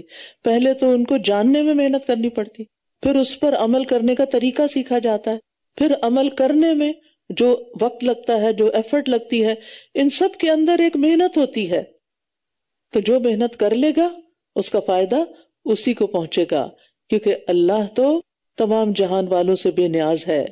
اور جو لوگ ایمان لائے اور انہوں نے نیک عمل کیے، ہم ان سے ان کی برائیاں ضرور دور کر دیں گے، اور ہم انہیں ان اعمال کا بہترین بدلہ ضرور دیں گے جو وہ کیا کرتے تھے۔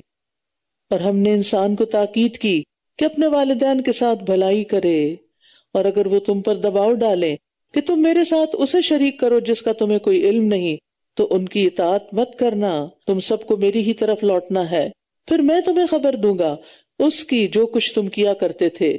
تو ایمان اور عمل صالح کے بعد والدین کے ساتھ حسن سلوک کا حکم ہے، کیونکہ وہ سب سے زیادہ اپنی اولاد کو پالنے اور پرورش کرنے میں تکلیف اٹھاتے ہیں، لیکن والدین کا حق اللہ کے حق سے کم ہے۔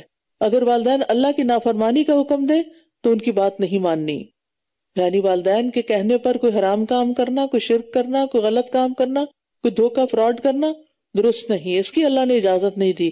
یہ نہیں کہنا چاہیے اس سے والدین کا دل ٹوٹ جائے گا تو اس لیے مجھے یہ تو کرنا ہی ہے، نہیں۔ بعض لوگ کہتے نہیں میرا شوہر نہیں مانتا اس لیے مجھے یہ کرنا ہے، تو ٹھیک ہے آپ ٹائم لیں، لیکن یہ ارادہ تو کریں کہ آپ نے اللہ کا حکم ضرور ماننا ہے، چاہے تھوڑا وقت لگ رہا ہے. کیونکہ ایک ہے کہ اس کو عذر اور بہانہ بنا لیا جائے، اور ایک ہے کہ انسان واقعی کرنے کے لیے جد و جہد کر رہا ہو. اور جو لوگ ایمان لائے اور انہوں نے نیک عمل کیے، ہم انہیں ضرور نیک لوگوں میں شامل کر دیں گے. جی ہاں، قیامت کے دن ایمان والی اولاد مشرک والدین کے ساتھ نہیں ہوگی. وہ کس کے ساتھ ہوگی؟ ایمان والوں کے ساتھ. یاد رکھیے، والدین کی اپنی اولاد کے لیے دینی محبت ہی حقیقی محبت ہے. آپ اپنے بچوں کے صحیح خیر خواہ جبھی ہو سکتے ہیں جب آپ ان کو دین سکھا رہے ہوں، کیونکہ قیامت کے دن انسان اسی کے ساتھ ہوگا جس سے وہ محبت کرتا ہوگا، سچی محبت. اور سچی محبت کیا چاہتی ہے؟ کہ جس سے محبت کی جائے اس کی آخرت کی فکر کی جائے. اور قیامت کے دن نیک لوگوں کے ساتھ کی دعا کرنی چاہیے، توفنی مسلما والحقنی بالصالحین. اور لوگوں میں سے ایسے بھی ہیں جو کہتے ہیں کہ ہم اللہ پر ایمان لائے، پھر جب وہ اللہ کی راہ میں تکلیف دیے جاتے ہیں تو لوگوں کے تکلیف دینے کو اللہ کے عذاب کی طرح سمجھ لیتے ہیں.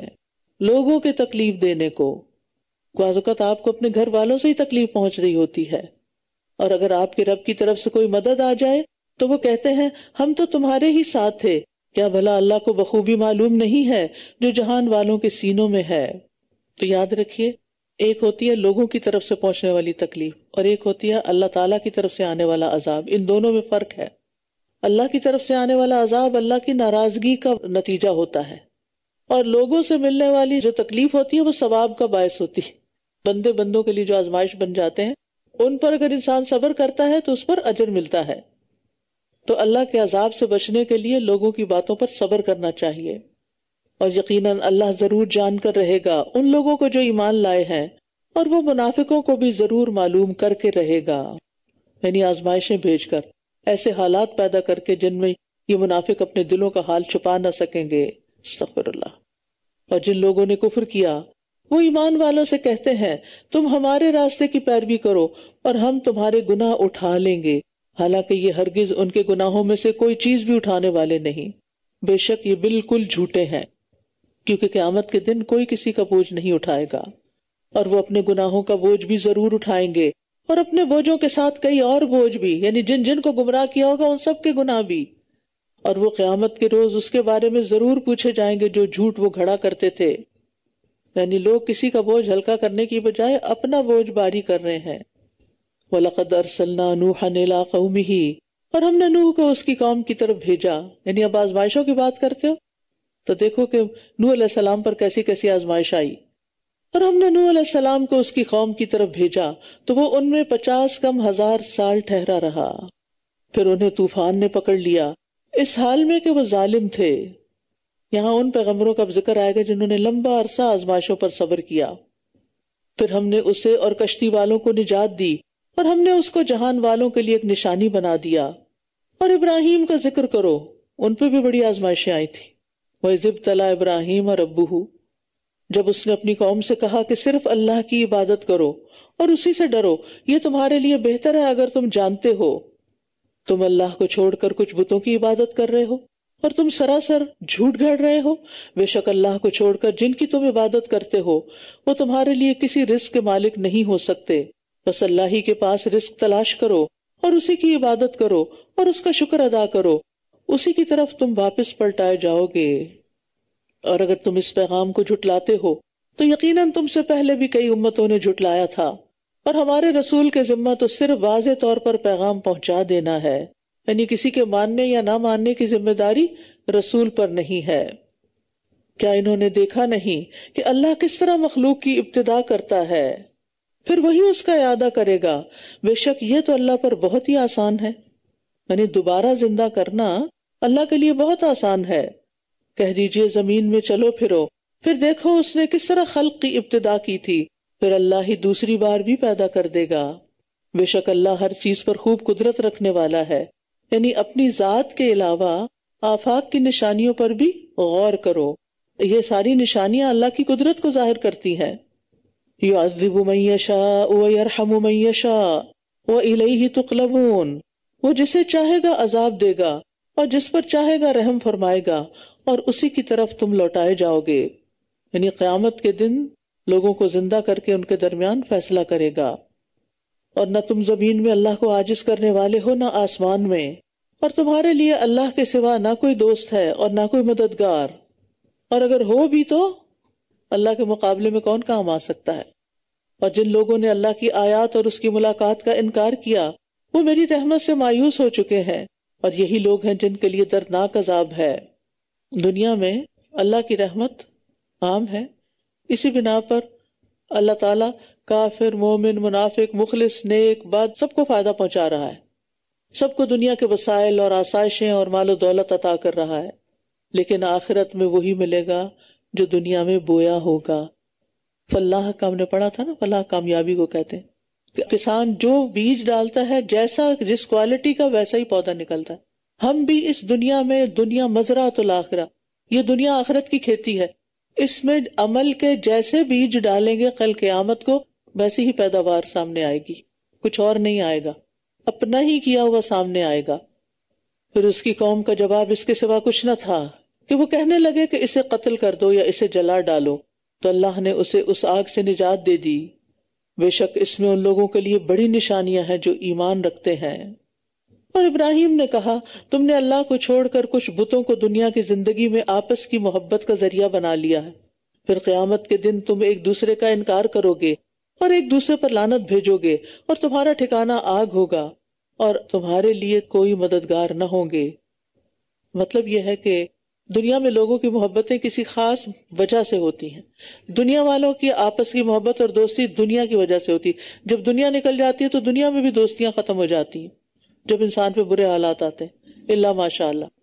اس لیے دنیا میں جس نے بتوں کی وجہ سے یا کسی غلط آئیڈیالوجی کی وجہ سے ایک دوسرے کے ساتھ کوئی تعاون کیا ہے تو آخرت میں اس کا کوئی فائدہ نہیں ہوگا، وہ دوستیاں دشمنیوں میں بدل جائیں گی. دنیا میں تو تعاون کرتے ہیں نا ایک دوسرے سے برائی کے کاموں پر، وہاں کوئی تعاون نہیں کرے گا جہنم سے نکلنے پر کہ اچھا تم میرے سر پہ پاؤں رکھ کے نکل جاؤ باہر، کوئی ایسا نہیں کرے گا اور ہو بھی نہیں سکتا.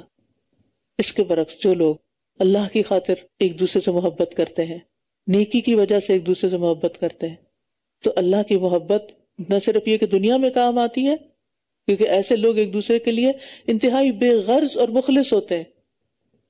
وہ ایک دوسرے کے ساتھ بھلائی اس لیے نہیں کرتے کہ انہیں ان سے کوئی ریوارڈ چاہیے ہوتا ہے، نہیں، وہ صرف اللہ کی محبت میں کرتے ہیں. تو یہاں پر اس چیز کو بھی مد نظر رکھنا چاہیے کہ ہماری کسی سے بھی محبت کس بنا پر ہے، کیوں ہے، کیا یہ محبت ہمیں آخرت میں فائدہ دے گی یا نہیں دے گی. تو ابراہیم علیہ السلام نے آگ سے نکلنے کے بعد بھی لوگوں کو سمجھایا کہ یاد رکھو دنیاوی دوستیاں شدید دشمنی میں بدل جائیں گی. الاخلاء یومئذ بعضهم لبعض عدو الا المتقین. اور قیامت کے دن یہی لوگ ایک دوسرے کے لیے دگنے عذاب کی دعائیں کریں گے اور شرک کا الزام دوسروں پہ دھریں گے اور آپس میں ایک دوسرے سے نفرت کریں گے. پھر لوط اس پر ایمان لے آیا اور ابراہیم نے کہا میں اپنے رب کی طرف ہجرت کرنے والا ہوں، بلا شبہ وہ بہت زبردست خوب حکمت والا ہے. اور ہم نے اسے اسحاق اور یعقوب عطا کیے، اور ہم نے اس کی اولاد میں نبوت اور کتاب رکھ دی، اور ہم نے اسے اس کا اجر دنیا میں بھی عطا کیا، اور آخرت میں یقیناً وہ نیک لوگوں میں سے ہوگا. سبحان اللہ. یعنی جو شخص دنیا میں اللہ کی خاطر تکلیفوں پہ صبر کر جاتا ہے اس کو دنیا میں بھی اچھے حالات ملتے ہیں، اچھی نعمتیں ملتی ہیں، اور آخرت کا اجر تو ہے ہی. تو ان کو اللہ تعالیٰ نعمتیں گنوا رہے ہیں، اسحاق اور یعقوب عطا کیے، ان کی اولاد میں نبوت اور کتاب رکھ دی، دنیا میں اور بھی اجر عطا کیے، اور بے وطنی کے بدلے میں فلسطین میں ان کو ٹھکانہ دیا. مال و متاع نہیں تھا، مالا مال کر دیا. اچانک آنے والے مہمانوں کے لیے بچڑا بنا ہوا لے آئے. عزت اتنی کہ قیامت تک ان پر درود پڑھا جائے گا. اپنی قوم میں بے نام تھے کہ وہ یقال لہ ابراہیم. اللہ تعالیٰ نے قیامت تک کے لیے لسانہ صدق عطا کی. جو شخص اللہ کی خاطر کچھ بھی چھوڑ دیتا، اللہ کی خاطر، اللہ اسے اس سے بہتر چیز ضرور دیتا ہے. یہ یقین رکھیے. بعض چیزیں حرام ہوتی ہیں، غلط ہوتی ہیں، غلط دوستیاں، حرام کام، گناہ کے کام، تو اللہ سبحانہ وتعالیٰ کا وعدہ ہے کہ وہ اچھی چیز سے بدل کر دے گا. اور لوط کا ذکر کرو، جب اس نے اپنی قوم سے کہا بے شک تم ایسی بے حیائی کا کام کرتے ہو جسے تم سے پہلے جہان والوں میں سے کسی ایک نے بھی نہیں کیا. یعنی یہ برائی اسی دور میں شروع ہوئی. کیا تم مردوں کے پاس آتے ہو اور راستہ کاٹتے ہو؟ یعنی مسافروں کو لوٹتے ہو اور اپنی مجلسوں میں برے کام کرتے ہو۔ تو اس کی قوم کا جواب اس کے سوا کچھ نہ تھا کہ کہنے لگے لے آؤ ہم پر اللہ کا عذاب اگر تم سچوں میں سے ہو۔ اس نے کہا اے میرے رب ان مفسد لوگوں کے مقابلے پر میری مدد فرما، رب انصرنی علی القوم المفسدین۔ تو اس طرح لوط علیہ السلام قوم کے ایمان لانے سے مایوس ہو گئے، لہٰذا اللہ کا وعدہ آ گیا، اور جب ہمارے بھیجے ہوئے ابراہیم کے پاس خوشخبری لے کر آئے تو انہوں نے کہا ہم اس بستی والوں کو ہلاک کرنے والے ہیں، بے شک اس کے رہنے والے ظالم ہیں۔ اس نے کہا اس میں تو لوط ہے۔ وہ کہنے لگے جو کوئی بھی اس میں ہے ہم اسے خوب جانتے ہیں، یقیناً ہم اسے اور اس کے گھر والوں کو نجات دیں گے سوائے اس کی بیوی کے، وہ پیچھے رہ جانے والوں میں سے ہے۔ اس سے پتہ چلتا ہے کہ نیک سے نیک انسان کی بیوی اگر نیکی نہیں کرتی تو قیامت کے دن وہ اس کی بیوی نہیں ہوگی۔ اور جب ہمارے بھیجے ہوئے لوط کے پاس آئے وہ ان کی وجہ سے پریشان ہوا اور دل میں ان سے تنگ ہوا، اور انہوں نے کہا نہ تم ڈرو اور نہ غم کرو، بے شک ہم تمہیں اور تمہارے گھر والوں کو نجات دینے والے ہیں سوائے تمہاری بیوی کے، وہ پیچھے رہ جانے والوں میں سے ہے۔ بے شک ہم اس بستی والوں پر ان کی نافرمانیوں کی وجہ سے آسمان سے عذاب نازل کرنے والے ہیں۔ اس سے مراد وہی عذاب ہے جس سے قوم لوط کو تباہ کیا گیا، ہلاک کیا گیا۔ کہتے ہیں کہ جبریل علیہ السلام نے پر کا کونا ہی مارا کہ پوری بستی کو جڑ سمیت کھیڑ کر آسمان تک لے گئے اور وہاں سے پٹک کے دے مارا، اور پھر اوپر سے پتھروں کی بارش ہوئی اور اس جگہ کو سخت بدبودار جھیل میں تبدیل کر دیا گیا۔ اور یقیناً ہم نے اس بستی میں ان لوگوں کے لیے جو عقل رکھتے ہیں ایک واضح نشانی چھوڑ دی، یعنی کفار مکہ ان بستیوں کو آتے جاتے دیکھتے تھے اپنے بزنس ٹرپس پر۔ اور مدین کی طرف ان کے بھائی شعیب کو بھیجا، اس نے کہا اے میری قوم اللہ کی عبادت کرو اور آخرت کے دن کی امید رکھو اور زمین میں مفسد بن کر بگاڑ پیدا نہ کرو۔ مگر انہوں نے اسے جھٹلا دیا تو انہیں ایک زلزلے نے پکڑ لیا، پھر انہوں نے اپنے گھروں میں اس حال میں صبح کی کہ وہ اوندھے منہ گرے ہوئے تھے۔ اور عاد اور سمود کو بھی ہم نے ہلاک کر دیا، اور یقیناً ان کے گھروں سے ان کی ہلاکت تم پر واضح ہو گئی، یعنی آثار قدیمہ اب تک باقی ہیں۔ اور شیطان نے ان کے اعمال ان کے لیے مزین کر دیے، بس انہیں سیدھے رستے سے روک دیا، حالانکہ یہ بہت سمجھدار لوگ تھے۔ یعنی شہر اور آبادیاں اور لوگ تو تباہ ہو چکے تھے لیکن آثار اب بھی باقی ہیں۔ اور یہ جو آتا نا وَقَانُوا مُسْتَبْصِرِينَ کہ بڑے زیرک، ہوشیار، سمجھدار لوگ تھے دنیاوی معاملات میں۔ اور اکثریت کا حال یہ ہوتا ہے جیسے سورۃ روم میں آتا ہے وَلَٰكِنَّ أَكْثَرَ النَّاسِ لَا يَعْلَمُونَ يَعْلَمُونَ ظَاهِرًا مِنَ الْحَيَاةِ الدُّنْيَا وَهُمْ عَنِ الْآخِرَةِ هُمْ غَافِلُونَ۔ اور لیکن اکثر لوگ نہیں جانتے، وہ دنیا کی زندگی میں سے ظاہر کو بس جانتے ہیں، دنیا کا علم خوب ہے ان کے پاس اور آخرت سے وہی غافل ہے، یعنی حق کو جان لینے کے بعد بھی اپنی لذتیں نہیں چھوڑ پاتے۔ وَقَارُونَ وَفِرْعَوْنَ وَحَامَانَ، اور قارون، فرعون اور حامان کو بھی ہم نے ہلاک کیا، اور بلا شبہ موسیٰ ان کے پاس کھلی نشانیاں لے کر آئے تھے، پھر بھی انہوں نے زمین میں تکبر کیا اور یہ ہم سے بچ کر بھاگ نہ سکتے تھے۔ یعنی یہاں پر پہلی اقوام کے متکبر اشخاص کا ذکر کیا جا رہا ہے کہ جو اپنے کفر اور تکبر کی وجہ سے اپنی بھی بربادی کا باعث بنے اور اپنی قوم کی بربادی کا بھی۔ قارون دولت کی کثرت کی وجہ سے، فرعون حکومت کی وجہ سے، حامان وزارت میں تکبر کی مثال تھا۔ تو اللہ کے عذاب سے یہ سب متکبرین بچ نہ سکے، سب برباد ہوئے۔ پھر ہر ایک کو ہم نے اس کے گناہ کی وجہ سے پکڑ لیا، تو ان میں سے کسی پر ہم نے پتھروں والی آندھی بھیجی، اور ان میں سے کسی کو چنگھاڑ نے آ پکڑا، اور ان میں سے کسی کو ہم نے زمین میں دسا دیا، اور ان میں سے کسی کو ہم نے غرق کر دیا۔ اور اللہ ایسا نہیں کہ وہ ان پر ظلم کرے، لیکن یہ خود اپنی جانوں پر ظلم کرتے تھے۔ جن لوگوں نے اللہ کے سوا کچھ اور کارساز بنا رکھے ہیں ان کی مثال مکڑی کی مثال کی طرح ہے جس نے ایک گھر بنا لیا، اور بے شک گھروں میں سب سے زیادہ کمزور گھر مکڑی کا گھر ہوتا ہے، کاش کہ یہ جانتے ہوتے۔ اللہ تعالیٰ مثال دے کے بات سمجھا رہے ہیں۔ گھر کس لیے بنتا ہے؟ کہ انسان کو سردی، گرمی، بارش، آندھی وغیرہ سے اور دیگر نقصان دہ چیزوں سے محفوظ کرے، بچائے۔ لیکن مکڑی کا گھر اس میں سے کوئی بھی کام نہیں کرتا، یعنی نہ اسے سردی سے بچاتا ہے، نہ گرمی سے، نہ بارش سے، نہ طوفان سے، نہ کسی حملہ آور سے، بلکہ انتہائی ناپائیدار ہوتا ہے کہ ذرا سا ہاتھ چھو بھی جائے تو وہ ختم ہو جاتا ہے، چمٹ جاتا ہے آپ کو، اور آپ اس کو توڑ کے ہی اتارتے ہیں اپنے اوپر سے۔ تو اس سے یہ پتہ چلتا ہے کہ اللہ کے سوا جتنے بھی سہارے ہیں وہ سارے مکڑی کے جالے کی طرح سخت کمزور ہیں، کوئی فائدہ نہیں ان کو سہارا بنانے کا، ان سے توقعات رکھنے کا۔ لیکن ہمیں سمجھ کیوں نہیں آتا؟ ہم سمجھتے ہیں مشرکین کے لیے، ٹھیک ہے مشرکین کی بات ہو رہی ہے، لیکن ہم بھی تو مشکل وقت میں اللہ کو سہارا نہیں بناتے، اس سے دعا کم کرتے ہیں، اس کو راضی کم کرتے ہیں. ہم صرف اسباب کو دیکھتے رہتے ہیں کہ کسی طرح ہمارا مسئلہ حل ہو جائے، اللہ کی طرف نہیں جاتے، اس کو راضی نہیں کرتے، اس کی عبادت نہیں کرتے. ان اللہ یعلم ما یدعون من دونہ من شیء وہو العزیز الحکیم، بے شک اللہ ہر چیز کو جانتا ہے جسے بھی وہ اس کے سوا پکارتے ہیں، اور وہ بہت زبردست خوب حکمت والا ہے. وَتِلْكَ الْأَمْثَالُ نَضْرِبُهَا لِلنَّاسِ وَمَا يَعْقِلُهَا إِلَّا الْعَالِمُونَ، اور یہ مثالیں ہم لوگوں کے لیے بیان کرتے ہیں مگر انہیں صرف علم رکھنے والے ہی سمجھتے ہیں. اور علم والوں سے مراد ایسے لوگ ہیں جو اللہ تعالیٰ کی کتاب اور زمین و آسمان میں پھیلی ہوئی بے شمار نشانیوں پر سوچ وچار کرتے ہیں، جو راسخون فی العلم ہوتے ہیں. خلق اللہ السماوات والارض بالحق ان فی ذلک لآیۃ للمؤمنین، اللہ نے آسمانوں اور زمین کو حق کے ساتھ پیدا کیا، بے شک اس میں ایمان والوں کے لیے ایک بڑی نشانی ہے کہ وہ اس میں غور و فکر کر کے سبق لیتے رہیں. وآخر دعوانا ان الحمد للہ رب العالمین. سبحانک اللہم وبحمدک اشہد ان لا الہ الا انت استغفرک واتوب الیک. السلام علیکم ورحمۃ اللہ وبرکاتہ.